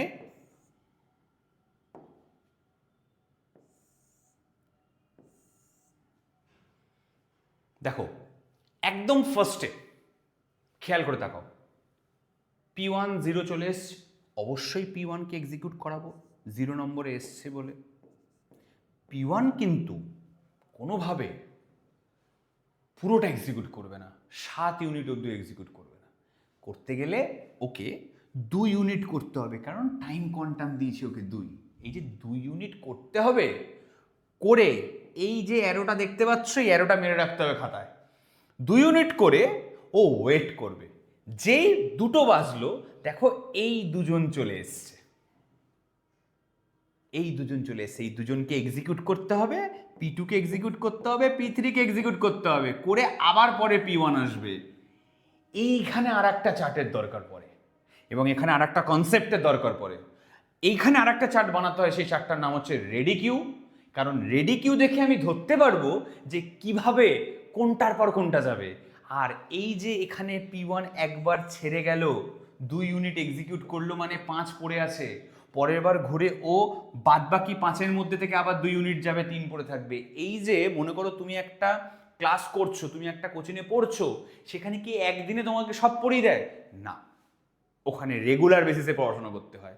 তো আমার বক্তব্য হচ্ছে, তুমি যদি কোনোদিনও পড়তে যাও, তুমি প্রথম দিন পড়লে শেল কাকে বলে, কার্নেল কাকে বলে, পরের দিন এসে পড়বে ইউজার মোড কাকে বলে, কার্নেল মোড কাকে বলে, তুমি শেল কার্নেল আরেকবার পড়বে না। মনে করো তুমি প্রথম দিনকে অ্যারিথমেটিক শিখলে, পরের দিনকে গিয়ে অ্যালজেব্রা শিখবে, তারপরের দিনকে গিয়ে ট্রিগোনোমেট্রি শিখবে। তুমি কখনো এরকম করবে না, একদিন অ্যালজেব্রা শিখে পরের দিন আবার এসে অ্যালজেব্রা শিখবে। কনটেক্সট সুইচিং মানে আমি যে অবস্থায় আজকে পড়া শেষ করে গেলাম, পরের দিন সেখান থেকে পড়া শুরু করব। দেখো ডেফিনেশন কি বলছে এখানে। এইটা অ্যাকচুয়ালি লজিক্যালি এটা হবে না। কেন হবে না? কারণ এখানে আর একটা চার্ট দরকার পড়বে, এটা দেখানোর জন্যই আমি এটা আঁকিনি। এখানে আর একটা চার্ট দরকার হবে, যে চার্টটা হচ্ছে রেডি কিউ। রেডি কিউ দেখে দেখে আমাকে বলতে হবে যে পরপর কার পরে কোন প্রসেস যাবে। এখানে ডেফিনেশনটা আরেকবার চেক করি আমরা কি বলছে। কনটেক্সট সুইচিং কাকে বলে? কনটেক্সট সুইচিং হচ্ছে এক প্রসেসর অবস্থা, অর্থাৎ রেজিস্টার পিসিইউ সেভ করে অন্য প্রসেসরের অবস্থা লোড করা, যাতে সিপিইউতে প্রসেস বদলানো যায়। মানে মনে করো একটা স্যার কোনো ব্যাচ পড়াচ্ছে, মনে করো 11-এর ক্লাস চলছে, এখানে 11-এর আমি ডেটা স্ট্রাকচার পড়াচ্ছি। ডেটা স্ট্রাকচারে অ্যারে পড়ালাম, ওদের 2 ঘন্টা হয়ে গেছে, ওদেরকে ও টাইম কোয়ান্টাম মানে 2 ঘন্টা হয়ে গেছে, ওদেরকে আমি বললাম যা তোরা আবার পরের দিন পড়তে আসবি, এখন আবার 12 ঢুকবে। এই যে 12 ঢুকলো, 12 ঢুকে আবার পরের দিন 11 পড়তে আসলো, 11 কিন্তু যেটা পড়ে নিয়েছিল সেটা আর পড়বে না। যে অবস্থায় ছিল ওই অবস্থায় মার্জিন রেখে, ওই অবস্থায় দাগ রেখে ও পরের দিন এসে আবার ওর পথ থেকে শুরু করবে। এই ইনফরমেশনটা থাকে প্রসেস কন্ট্রোল ব্লকের মধ্যে, যেটা একদম প্রথমে পড়িয়েছিলাম। প্রসেস কন্ট্রোল ব্লকে লেখা থাকে কোথায় কনটেক্সট সুইচ হলো, এবং সেই কনটেক্সট সুইচ মানে হচ্ছে যখন প্রসেস সেভ করে যাচ্ছে, P1 সেভ করে গেল যে আমার 2 ইউনিট চলেছে, 7-এর মধ্যে আমার 5 বাকি, পরের বার এসে যেন 5 এক্সিকিউট করতে পারি, এটাকে কনটেক্সট সুইচিং বলে। আর আমরা এই লাস্ট অঙ্কটা একবার করে নিই ভালো করে। এখানে আমাদের 2টো চার্ট লাগবে এটা করতে গেলে, নন প্রিএমপ্টিভ করতে গেলে। একটা হচ্ছে রেডি কিউ লাগবে, অর্থাৎ পরপর কে কোথায় দাঁড়িয়ে আছে, এটা খুব ইম্পর্টেন্ট চার্ট। আর একটা লাগবে হচ্ছে নেট চার্ট। নেট চার্ট মানে অ্যাকচুয়াল এক্সিকিউটেবল চার্ট, যেটা অ্যাকচুয়াল এক্সিকিউটেবল চার্ট যেটা। একবার তাকিয়ে দেখি, এখানে আমরা টাইম কোয়ান্টাম 2 নিয়েছি। একদম প্রথমে P1 এক্সিকিউট করলো, P1 এক্সিকিউট করলো, নো ইস্যুস। P1কে এক্সিকিউট করে দাও। কতক্ষণ চলবে P1? P1 2 unit, P1 2 unit চলবে, মানে 7 থেকে 2 বাদ গেলে এতে এখনো 5 বেঁচে আছে। ঠিক আছে, এই যে 5 বেঁচে আছে, এই পজিশনে দাঁড়িয়ে P1 এর কনটেক্সট সুইচিং হবে। কনটেক্সট সুইচিং হবে মানে এই অ্যারোটা দিয়ে কলেজের ছেলেমেয়েরা বা যারা প্রফেশনাল এই হায়ার লেভেল পড়াশোনা করে, তারা এই অ্যারোটা দিয়ে বুঝতে পারে কতগুলো কনটেক্সট সুইচিং হয়েছে। এরকম কোশ্চেন অনেক সময় দেখা যায় যে বলে দেয় একটা অ্যালগোরিদম বলে দেয় এর মধ্যে কতবার কনটেক্সট সুইচিং হয়েছে, কতবার তুমি চেঞ্জ করেছো। তো সেই অত টাফ কোশ্চেন দেবে না তোমাদেরকে। যাই হোক, এখানে P1 2 ইউনিট অবধি এক্সিকিউট হলো, ওকে। এবার P1 বেরোবে, র্যাম ছেড়ে বেরোবে, র্যাম বলছি সরি, রানিং স্টেট থেকে বেরিয়ে রেডি স্টেটে যাবে। এবার P1 কার পরে এক্সিকিউট করবে? দেখো 2 অবধি চলতে চলতে দুটো প্রসেস চলে এসছে, P2 P3। এইখানে দাঁড়িয়ে দেখবে হচ্ছে বাস টাইম, এইখানে দাঁড়িয়ে দেখবে বাস টাইম। এই যে P1 প্রথমে এসছিল, স্যার P1 তো সব থেকে বড়, আপনি তো বললেন শর্টেস্ট যেটা, না সব থেকে বড় হলেও কিন্তু ওর অ্যারাইভেল টাইম সবার আগে। তো যে সবার আগে আসবে তাকে তো এক্সিকিউট করতে হবে, তাই তাকে সবার প্রথমে আমি জায়গা দিয়েছি, জায়গা দিয়ে 2 ইউনিট রান করিয়েছি, রান করিয়ে এবার ঘোরাচ্ছি, ওকে আবার কয়েকটা প্রসেসের পরে পাঠাবো। এই প্রসেসটা দেখার সময় শর্টেস্ট টাইম কাট সেটা দেখব। এক্সাম্পল, P1 নিজেকে স্টোর করে P1 এর পরে আসবে, কার পরে আসবে? P1 এক্সিকিউট করতে করতে দুখানা প্রসেস এসছে। একটা P1 এক্সিকিউট করার পরে আমরা দেখলাম যে P1 চলতে চলতে এই দুটো চলে আসবে 1 এবং 2। 1 আর 2 এর মধ্যে প্রথম প্রসেস অর্থাৎ P2 5 ইউনিট টাইম নেবে, P3 3 ইউনিট টাইম নেবে। শর্টেস্ট রিমেনিং টাইম মানে কার? 5 আর 3 এর মধ্যে কে কম? 3 কম, P3 ঢুকবে এখানে, এখানে P3 ঢুকবে। P3 এখানে 2 ইউনিট চলবে, টাইম কোয়ান্টাম 2, তাহলে P3 1 বাকি, P3 এখানে 4 অবধি চললো। এইবার খেলা শুরু। P3 বেরিয়ে এসে দেখবে যে কটা প্রসেস চলে এসছে 5 5 1, এই জায়গাটা মুছি নাহলে তোমরা গুলি ফেলবে। ওয়েট, এর কত বাকি ছিল? এর বাকি ছিল হচ্ছে 5, এর বাকি এখন 1, এর পুরোটা বাকি, এর পুরোটা বাকি। P3 বেরিয়ে এসে দেখবে দুখানা আছে সব থেকে ছোট, কারণ অলরেডি তখন P4 চলে এসছে। P3 বেরিয়ে এসে দেখবে P3 আর P4 এই দুজনের মধ্যে সব থেকে মানে যে কটা প্রসেস বাকি আছে, P1 P2 হচ্ছে 5 5 করে বাকি, P3 P4 1 1 করে বাকি। তাহলে অবশ্যই 5 5টা হবে না, শর্টেস্ট টাইম বলেছে। P3 P4 এর মধ্যে কোনো একজন যাবে, P3 নিজেকে পাঠাবে। কেন P3 নিজেকে পাঠাবে? তার পেছনে একটাই রিজন, P3 যদি নিজেকে না পাঠায় তাহলে ওর অ্যারাইভেল টাইমটা আগে কি করে ভ্যালিড হলো? মানে P3 আর P4 দুজনেরই 1 1 করে বাকি, টাইম কোয়ান্টামের থেকে কম বাকি, মানে ওটা এক্সিকিউট হবে। কিন্তু P3 P4 এর মধ্যে কে যাবে? যার অ্যারাইভেল টাইম বেশি, অর্থাৎ যার অ্যারাইভেল টাইম কম, যে সবার আগে এসছে। অর্থাৎ যদি বার্স্ট টাইম সেম হয়ে যায় কোনো কারণে, তখন আমি অ্যারাইভেল টাইমের দিকে তাকাবো, কারণ তখন তো শর্টেস্ট বলতে পারবো না 1 আর 1 এর মধ্যে কে ছোট, দুজনেই সমান। তখন আমি অ্যারাইভেল টাইম দেখবো। অ্যারাইভেল টাইম দেখতে গিয়ে দেখবো এ 2তে এসছে, 3 এসছে, এ 2টোর সময় এসছে, 3টের সময় এসছে, এ আগে এসছে, একে আগে এক্সিকিউট করাতে হবে। এবার হতেও পারে কোনো একটা অঙ্ক তোমরা পেলে যেখানে দুটোই 2 2তে এসছে, তখন আমরা প্রসেস আইডি দেখবো। প্রসেস আইডি কোনোদিনও কারোর সেম হয় না, প্রসেস আইডি সবার আলাদা। ঠিক আছে, ওই ঠিক যেভাবে ইকুয়াল হলে যেভাবে সুপার ওভার খেলা হয়, এখানে সুপার ওভার না দেখে অ্যারাইভেল টাইম দেখা হয় বা প্রসেস আইডি দেখা হয়। তাহলে দুজনের মধ্যে কে আগে এক্সিকিউট হবে? P3 আগে এক্সিকিউট হবে, কারণ ও আগে এসছে। P3 এক্সিকিউট হবে 5 অবধি, এক্সিকিউট হয়ে এটা ডান, এটাতে আর কিছু বাকি নেই। এবার P3 পরে কি এক্সিকিউট হবে? যে কজন পড়ে আছে তার মধ্যে অবশ্যই P4 এক্সিকিউট হবে। কেন? P4 তো একটা, P4 কে এক্সিকিউট করে দাও।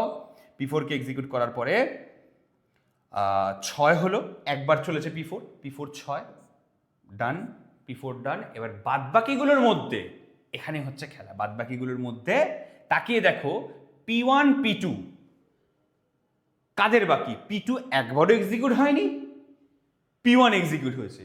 কিন্তু P4 বেরিয়ে যাওয়ার পরে দুজনের দিকে একবার তাকাবে, তাকিয়ে দেখতে পাবে দুজনেরই 5। কি বলেছি? দুটো সেম হলে অ্যারাইভেল টাইমের দিকে তাকাবে। কার অ্যারাইভেল টাইম আগে?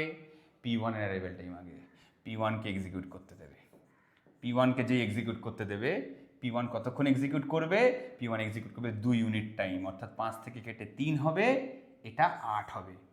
P1 বেরিয়ে এসে দেখবে 3 আর 5-এর মধ্যে কে ছোট, ও নিজেই ছোট, ও নিজে আর একবার এক্সিকিউট করবে। এক্সিকিউট করে দেখবে কখন হচ্ছে, ও 8-এর পরে 10 অবধি গেল, এখানে 1 পড়ে আছে। P1 আবার নিজে বেরিয়ে এসে দেখবে 1 থেকে 5-এর মধ্যে কে ছোট, ও নিজেই ছোট। P1 আর একবার এক্সিকিউট করবে, এক্সিকিউট করে দেখতে পাবে 11 অবধি রান করলো। এই 11 অবধি রান করার পরে P1 যখন ডান, P1 রিলিজ হয়ে যাবে এবং P2 পড়ে থাকবে।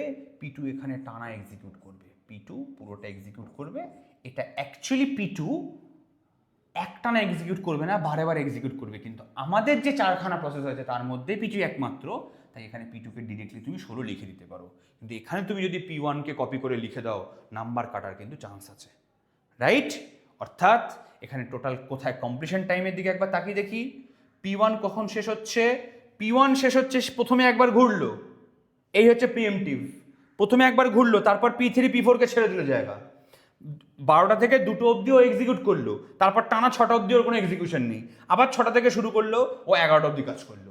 দেখো 12টা থেকে 2টো 2 ঘন্টা, 6টা থেকে 11টা 5 ঘন্টা, 5 2 7 ঘন্টা, ওর কিন্তু কাজ 7 ঘন্টা কমপ্লিট হয়েছে। অর্থাৎ P1 পুরো শেষ করেছে রাত 11টার সময়, কমপ্লিশন টাইম 11। P2 শেষ কখন করেছে? P2 16তে শেষ করেছে। P3 কখন শেষ করেছে? P3 শেষ করেছে 5-এ। P3 দুবার এক্সিকিউট করেছে, 2টো থেকে 4টে, 4টে থেকে 5টা। P3 5-এ এক্সিকিউট করেছে, আর P4 ওয়ান টাইম এক্সিকিউট করেছে 5টা থেকে 6টা। P4 6-এ শেষ হয়েছে। TAT মানে কি? CT মাইনাস এটি, CT মাইনাস এটি মানে 11, 16 মাইনাস 1 মানে 15, 5 মাইনাস 2 মানে 3, 6 মাইনাস 3 মানে 3। ওয়েটিং টাইম মানে কত? TAT মাইনাস BT, অর্থাৎ 11 মাইনাস 7 কিন্তু, হ্যাঁ, এই 7টাকে মাথায় রাখতে হবে, এটা খুব ইম্পর্টেন্ট বাবা। এই 7টা তুমি যদি ভুলে যাও, এই 7টা ভুলে গেলে কিন্তু চলবে না, এটা যেন মাথায় থাকে। এটা অরিজিনাল দিয়ে ভাগ হবে সবসময়, বিয়োগ হবে। TAT 11, BT 7, এর ওয়েটিং টাইম 4। TAT 15, BT 5, এর ওয়েটিং টাইম 10। TAT 3, BT 3, এর ওয়েটিং টাইম 0। TAT 3, BT 1, এর ওয়েটিং টাইম 2। আমি বলেছিলাম নন প্রিএমটিভ শিডিউলিংয়ে রেসপন্স টাইম সেম হলেও প্রিএমটিভ শিডিউলিংয়ে রেসপন্স টাইম সেম হয় না। কেন? প্রথম যখন সিপিইউ পাচ্ছে সেটা মাইনাস কখন অ্যারাইভ করেছে, খেয়াল করে দেখো। প্রথম সিপিইউ পেয়েছে P1 এখানে, মাইনাস যেটা পাবো এখানে তো এতক্ষণ ওয়েটিং করতে হয়েছে, এখানে ওয়েটিং টাইমটা কাউন্ট হচ্ছে না। P1 প্রথম রেসপন্স কখন পেয়েছে? 0-তে এসছে, কখন? 0-তে, তাই 0 মাইনাস 0, ওর রেসপন্স টাইম 0, ফার্স্টেই রেসপন্স পেয়েছে। P2 প্রথম রেসপন্স পেয়েছে 11-তে, আর P2 এসছে 1-এ, 11 মাইনাস 1 কত হয়? 10। P2-র ক্ষেত্রে রেসপন্স টাইম সেম হলো। P3 প্রথম রেসপন্স পেয়েছে 2-তে, P3 এসছে 2-তে, 2 মাইনাস 2 0। খেয়াল করে দেখো, P3 যখন এসছে তখনই রেসপন্স পেয়ে গেছে। আর P4 5-এ রেসপন্স পেয়েছে, P4 এসছে কখন? 3-এ, 5 মাইনাস 3 2। অর্থাৎ এই নিচে 3টে যখন এসছে তখনই রেসপন্স পেয়েছে, কিন্তু তাই ওয়েটিং টাইমের রেসপেক্টে এটা সেম হয়ে গেল। কিন্তু উপরেটার দিকে তাকালে দেখতে পাবে P1কে কিন্তু অনেকক্ষণ এক্সট্রা একটা ওয়েট করতে হয়েছে, তাই ওয়েটিং টাইম যত কাউন্ট হলো রেসপন্স টাইম তত কাউন্ট হলো না। এখান থেকে অ্যাভারেজ কী করে বার করবে? সেমভাবে অ্যাভারেজ ওয়েটিং টাইম দেবে, অর্থাৎ 4 plus 10 plus 2 plus 0, 4 10 14, 2 16 by 4 equals two 4 unit of time হচ্ছে answer. This is all about operating system. এর অঙ্কগুলো তোমাদের ডেসক্রিপশানে পেয়ে যাবে, উইথ সলিউশন পেয়ে যাবে, এবং শুধু তাই নয়, এই সম্পূর্ণটা কমপ্লিট করে নোটটা ভালো করে পড়বে। Best of luck for your exam. ভালোভাবে পরীক্ষা দাও, খুব ভালো স্কোর করো। Thank you. ঠিক আছে।